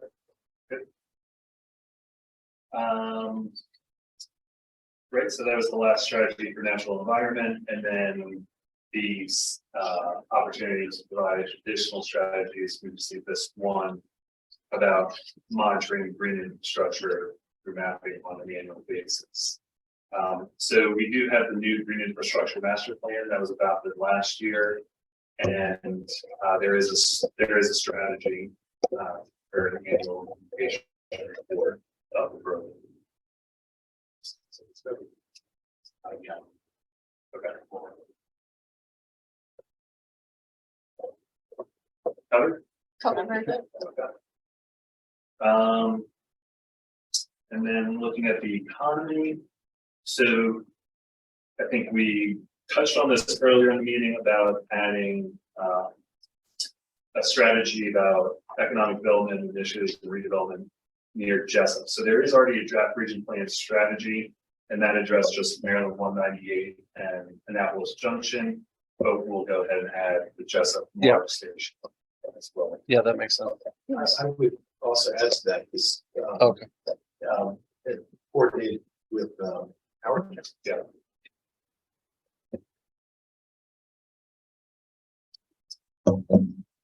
Well, that one is Savage. That's all kind of. I think you're trying to say Jessup has parts of Howard County that people would feed into Jessup. Is that what you're trying to say? And what I'm saying is, support local economic development issues for redevelopment efforts near the Mark Station. Well, redevelopment efforts near the Mark Station would be around the Mark Station. Around Jessup. Well, actually, especially Jessup. I'm Oh, thinking okay. Especially Jessup. But half of that is in Howard County. Like the other side of the tracks? Yeah. Okay. Gotcha. Yeah, yeah, It's everything in one idea that's small. In one regulation. yeah, yeah, Because you exactly. Yeah. Literally, Yeah, same the other thing, side, the other yeah. side, The other side is Howard County. yeah, And actually same with Dorsey, right? Yeah. the Savage, Yeah. yeah, But what, That line, that train is the line. Yeah. yeah, so that same one, the next stop is Savage, which is technically in Howard County. Exactly. Mhm. what about the Annapolis Junction stop? So I think, That one needs development. Yeah. Terrible. yeah, so. I think That's the what we're Savage providing one. is- Okay, Yeah. well, we need some development there. Yeah. I Oh, know, that's savage. Yeah. That was Problematic. Yeah. That's why I wasn't recognizing it. Yeah. Okay, but yeah, the station itself needs help, but Oh, the yeah. area around it is Yeah. developed nicely. Yes, So, we just put a new eatery or something Wow. in over there next to Pepper Jack's. I saw it on the like marquee night the other and day. day. have like some, don't say no. Oh my gosh. I mean, are So- you not just saying you want to all of them? Yeah. I do. Yeah, I yeah. really want them at all the Yeah. Mark stations, to be honest, yes. But the Jessup one we saw, the parking lot, you don't even know it's a parking lot, it's barely striped, and there's no lighting. But there's two different issues here. Racetrack. That There's was the issue terrible. Of upgrading the station itself and also Develop Develop around it. around it. Yeah. Right. promoting development around it. So it's two different People issues. even, like, Neither would I. It's No. scary to walk there. That's a And problem. it's a shame because Mark just built all those beautiful condos Yeah, within right a up stone's throw of it. Yeah. So, What an eyesore across the Mhm. tracks. That sucks. So these are just my notes to Yeah. add on to Okay. that previous strategy. So no worries. Okay. Okay, so adding other Mark stations coordinating with Howard County and maybe tweaking it to say not just the train station, but the area around it as well. Correct, yeah. Okay. Then also with the economy, there's a comment about discussing marijuana businesses. So this was mine. So yeah, my concern is, and this is good, the background, because I didn't have all this background. And so I'm from Colorado, so, I've seen how this has gone through and lessons learned of this. And, one of the big issues they had in Colorado was, they legalized it statewide, but then it was then done locally. So then every local place had very different rules for it. And then you ended up, in essence, the counties and cities ganging up, and then they would, in essence, push these dispensaries to certain areas, and they would kind of almost like redline, well, we're going to let these dispensaries be only in certain areas, and that, which then of course, create a lot of issues. So I just kind of wanted to say, like, do we want to talk about this? Is this something we want to deal with? If we don't feel it's appropriate, this is going to be a big thing. That once it becomes legal in July, and this may impact Region 2. I'm not saying it's good or bad, but do we want to have something mentioned in here? Because this is going to be a pretty big change. We need to be very vague because the state is, as we speak, working on the neighborhood legislation. Right, so it's not different. Mhm. Well, this is just the different types of medical dispensaries per code. So depending upon if it's a grower processor, or whether it's just a distributor, Mhm.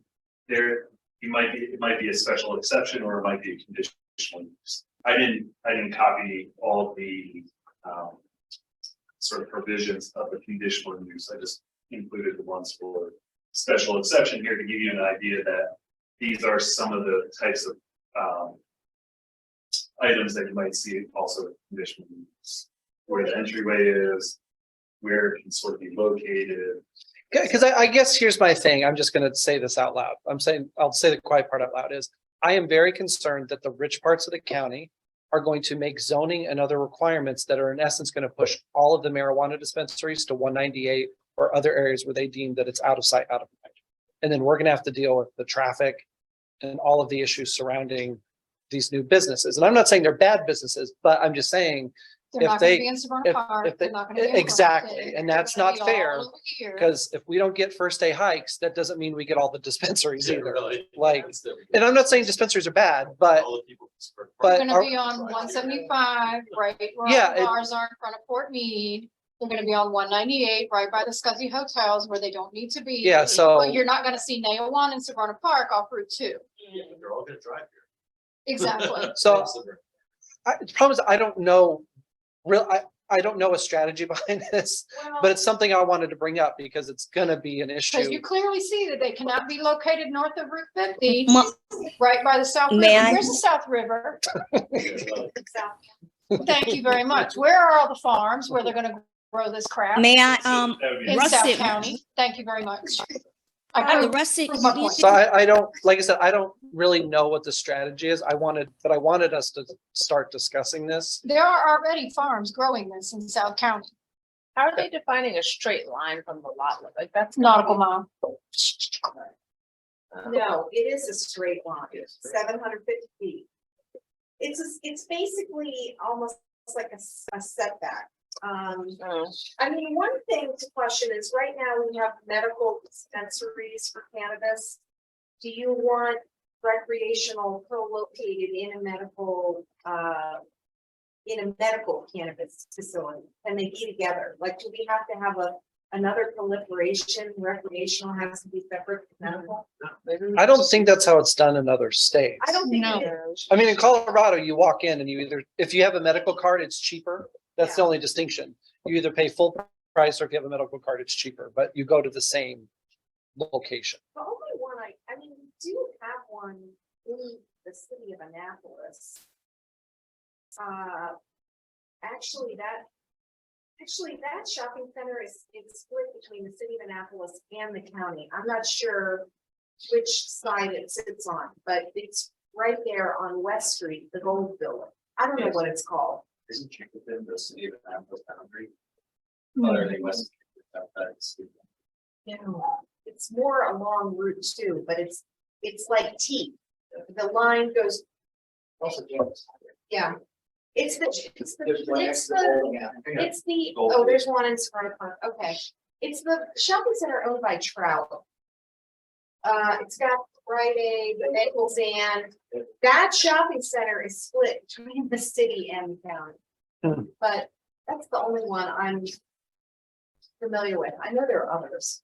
Yeah, there's one in there, water. Have any of the other districts brought this up, or am I just a No. crazy person? Yeah, so this is the Okay. first time. Because we know it's gonna happen. Yeah, I'm really Because nervous that, there's one on the City of Laurel side already. yeah, there's one, yeah, right near the train station. Mhm. Yeah, it's the Well, old here- adult. Carefully, Right. carefully craft regulatory language for recreational marijuana to ensure equitable distribution across the county. Yeah. And adequate setbacks from parks, schools, or, whatever you want to say. Exactly, yeah. Something to that effect. I know. Yeah, those. I just think we need to get ahead of this because I can see this moving fast. And and like I said, in Colorado, they all work together to push them to certain areas. And, there were communities that were like, we don't want this, but it was like the only place it could be quote unquote put. So this special exemption draws a line in the middle of town. Right, and it has two, it's something, and it just drew a line and said, okay, here are the rules for north of it, here are the rules for south of it. Is that what I'm reading? Yeah. That's crazy. What?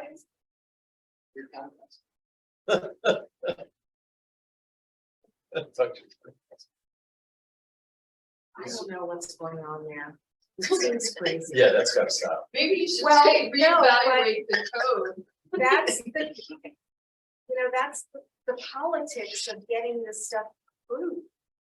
Yeah, Just so, I just want to make sure everybody understands, a special exception does have to go to the administrative hearing officer. If there is a public hearing, the zoning division reviews these and sends a report of findings. But the administrative hearing officer has the approval authority. But we can testify at those, right? Oh, yes, you Just like the can. liquor board ones. Yeah. And those have to be announced and all that stuff, right? Yes, they have. There's It's on the no- I didn't capture all of it. It's in the I'm gonna rely Oh, in on the Sam comments. and the reporting, but, I wanna Okay, pick up the yeah. last bit. Yeah. but I just think, I like where we really, Christine did great, like equitable distribution, it's throughout, and then having adequate. I think Yeah. we should, Yeah. exactly. I think having something, a strategy along that, to me, I think would be very important for our region. And maybe it should also add as part of the reevaluate. This whole, Oh, it has Yeah. to be code revision. Yeah. And we'll have to put code language in there because there isn't anything right now for recreational. So we're gonna see what the Maryland General Assembly does Yeah, in this session, and then we'll tear off of what they do. Yeah. We're gonna comply, but we've gotta add the details. So what I included here, just on the comment, is not necessarily the strategy, but we'll work that over. Yeah. And at the next meeting, we'll give you something. perfect, great. okay, Yes. All right. Thank you, everybody, for, no, you know, Yeah, Thank good point. you. Yeah. I just, I went through this in Colorado and it was, it was really messy, so I think, we can learn from that lesson. That's it. No. That makes it 12. Yeah.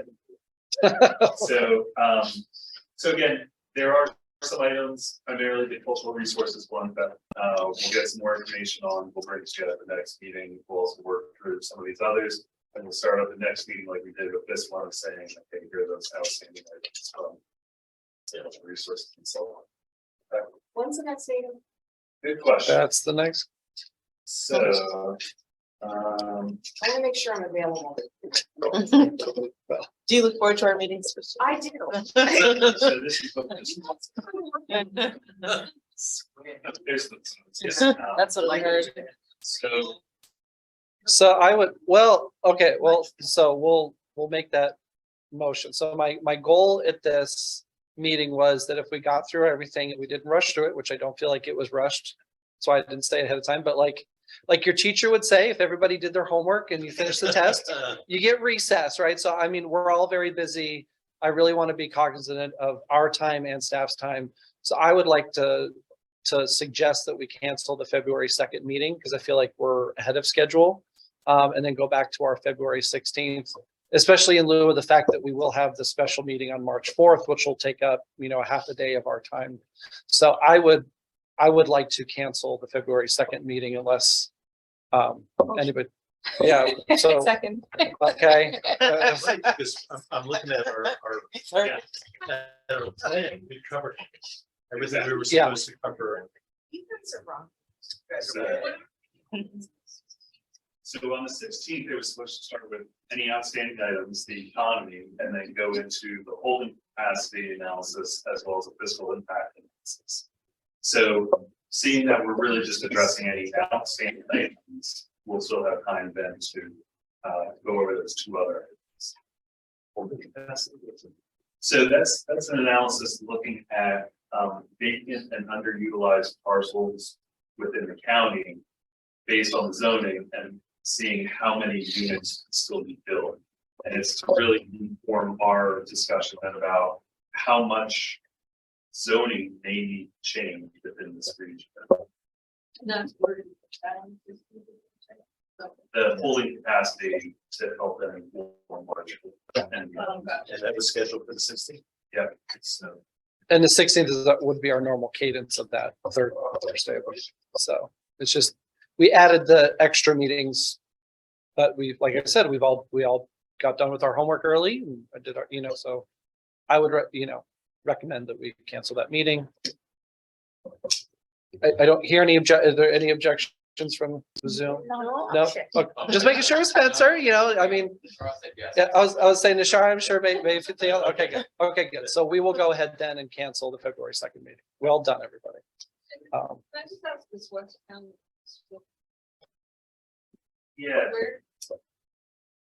So that's a public meeting held by Rec and Parks. It's just Rec and Parks. And again, it's just to talk about the swim center that's being proposed at Providence Park. So, Leave that up. because I need to- yeah, I need to put that. I'm just sharing that information. It's not a office of anything, but just since it's sort of on the periphery of region two. It's me. And we talked about how many folks here in Region 2 go to Province's Park and how the swim center may take up 2 sports fields and I think a multi-purpose field.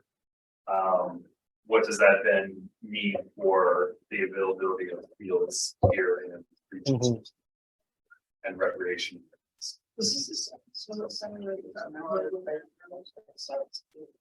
Sorry. Is this the same swim center? Right, so this is now past that, looking at other sites, Yeah. and this is what they've done. It's huge. What was the main part? Oh, I don't know, but if you do go, Like for me right now, I have to pay for a pool membership in Howard County because I live off Wiggly and there's no pool for me to go to. You know, I get it. It's just, nobody.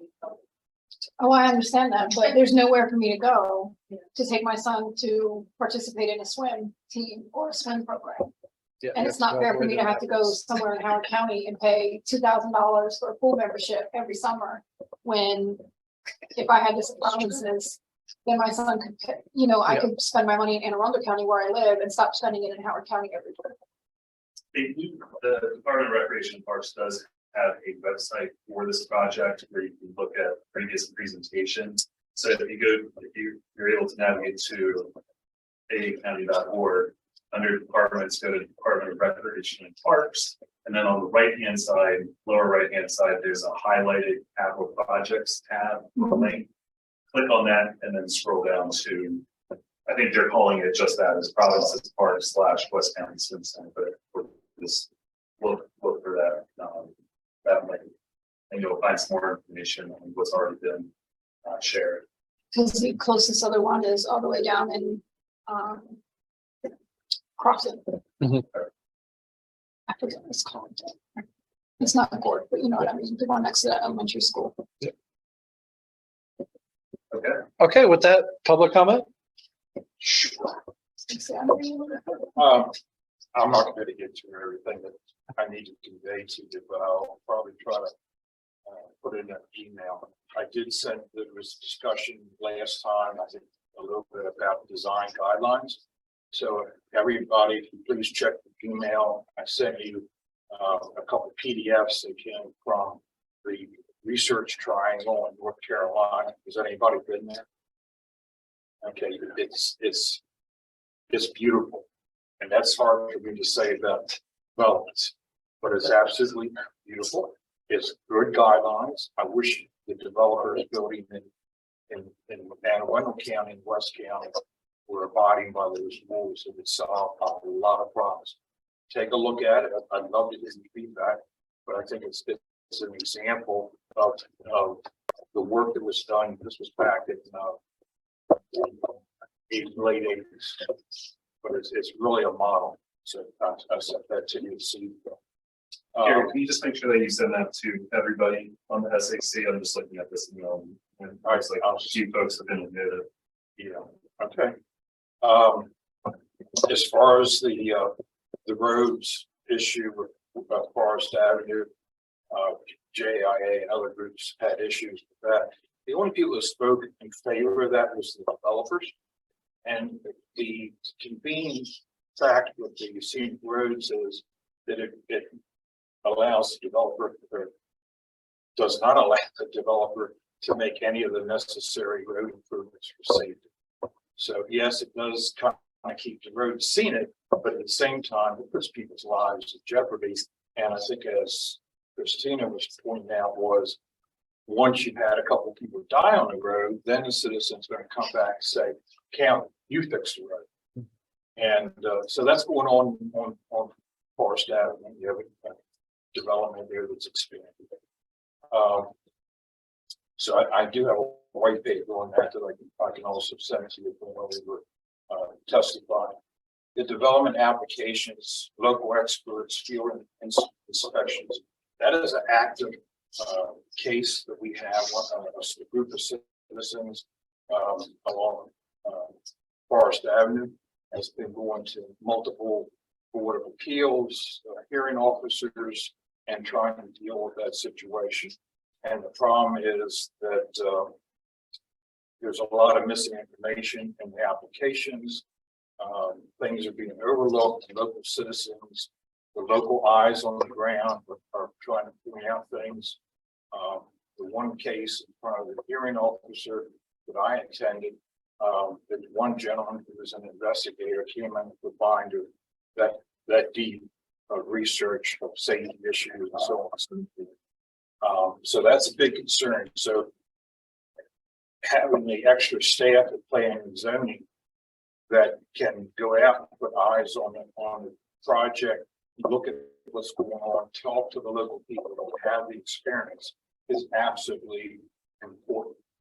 And if you don't think it is, just remember the Ellicott City of floods. Okay, so that's the kind of things that happen when you don't go out and look at things and just rely on a piece of paper or whatever. We've been in front of the Board of Appeals. The planning and zoning sends in their people to give their testimony.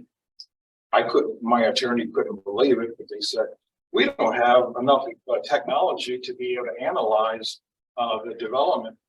So we rely on the attorney and the engineers for the developer to give us our reading or our talking points. Like, really? You said that? That wasn't very smart.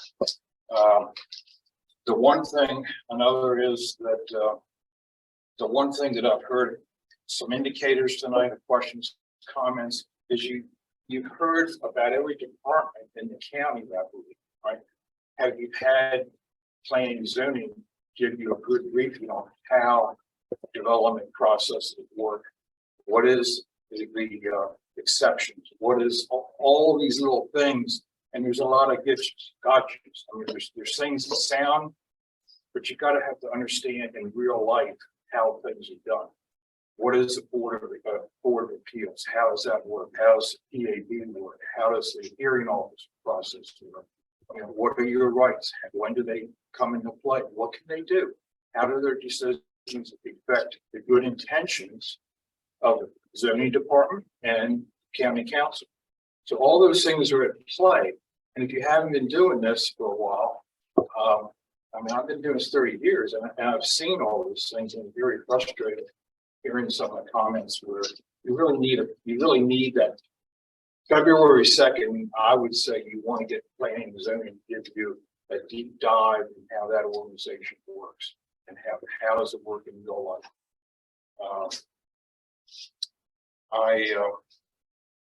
The one thing that I've said probably the last 20, 30 years, before we start looking at planning for future growth in an area, I think you really need to have a ruler so that you know when you're done. When have you allocated enough growth for an area? Because if you don't, you're just shooting in the dark and just develop, and then you end up with overcrowding. You got road rage, you got crime. So coming up with some kind of a rule that says when we get to this point, we're kind of done. You know, this is the quality of life we want in this community. And if we go beyond this, we're done. I've never had anybody answer that question, but that's something I think you really need to look at, knowing when's enough. There is a document that I will send you, planning and zoning page for study done with RKG report. I'll send that to you, and it talks about growth, where things are going. It's very interesting that about 3 or 4 times the author said, do you realize that you saved a third of your county land from any development? And I was like, okay, yeah. And then a couple pages later, you realize you saved 1/3 of the land. And it was a very interesting report. The other thing it said that by 2035, I think if I'm right, there will be no more developable land in Anne Arundel County. And when I was on Plan 2040 CAC, I said, that's an important date. If 2035 happens and this guy is right and there's no more developable land, what do you do? I mean, because that affects the finances for the county. Marilee, I don't know where she'll work if they shut down development at that point. She'll have to move down to Sussex County in Delaware, like Gary Coach's business. But you know, there's things like that. I will try to send you some of the stuff that I've written up in the past. And I don't want to take any of your time. The historical thing I think I shared with Kevin was the Vogel property, which is owned by Tom Foz and Tom. On that property was a very old building. I don't know the exact. One of my best buddies growing up lived there. The Vogel, Ronnie Vogel, passed away recently. One of the outbuildings, the last owner was Kevin. Balls, and he remodeled this one little shack. I mean, he fixed it up, but that was the slave quarters on that estate. And I talked to some of the people at the historical group office in Antelope County. There's other buildings there that I don't want to be evaluated. There's some history there, so that might be something to look at, because I think. And we have strip mining through Jessup. We have the property that Tom Foz owns, that I call it the Gibson building. And that's kind of looking in the district. It looks like it's being worn down because of not being lived in and not being maintained. And that's a very old building. We have Sarah Lacey, our former council. Her building is right across from where I live on Wiggly. That had the chain hooks in the basement for slaves. Mhm. So I mean, there's history in Jessup, definitely history in Jessup, and I think that needs to be preserved.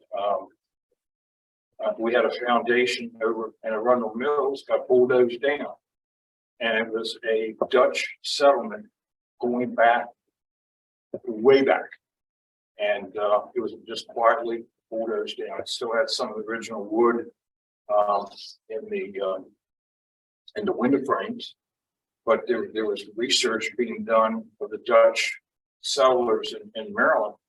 And I didn't realize at the time, a lady at work, her husband, her wife was doing that. And it's gone. And, we know that the whole Arundel Mills was basically an Indian trading center.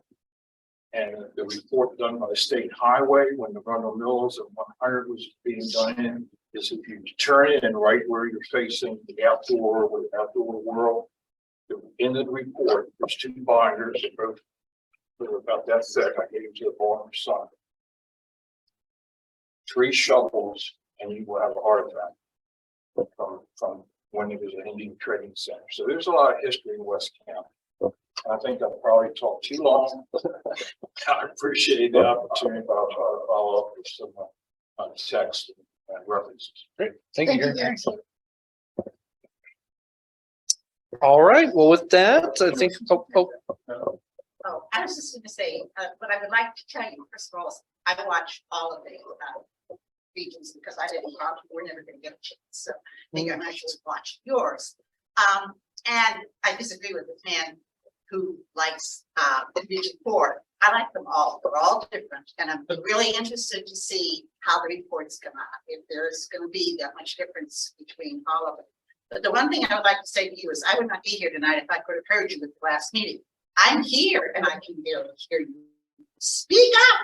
Anything good happens. It's not a secret, you can talk to each other so that those of us who are sitting at home.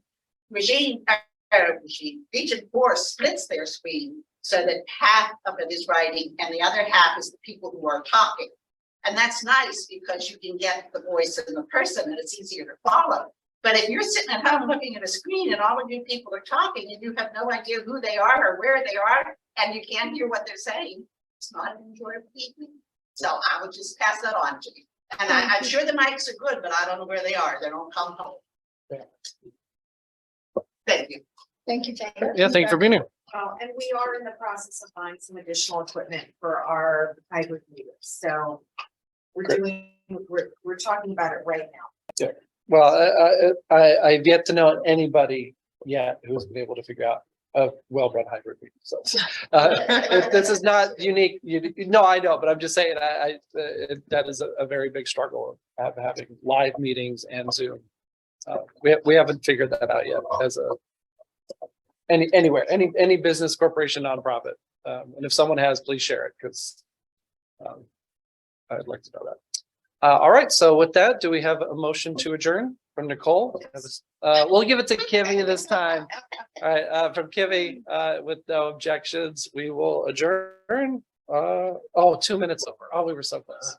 So 8:32. All right. Thanks, everybody. We'll see you on February 16th. Sorry.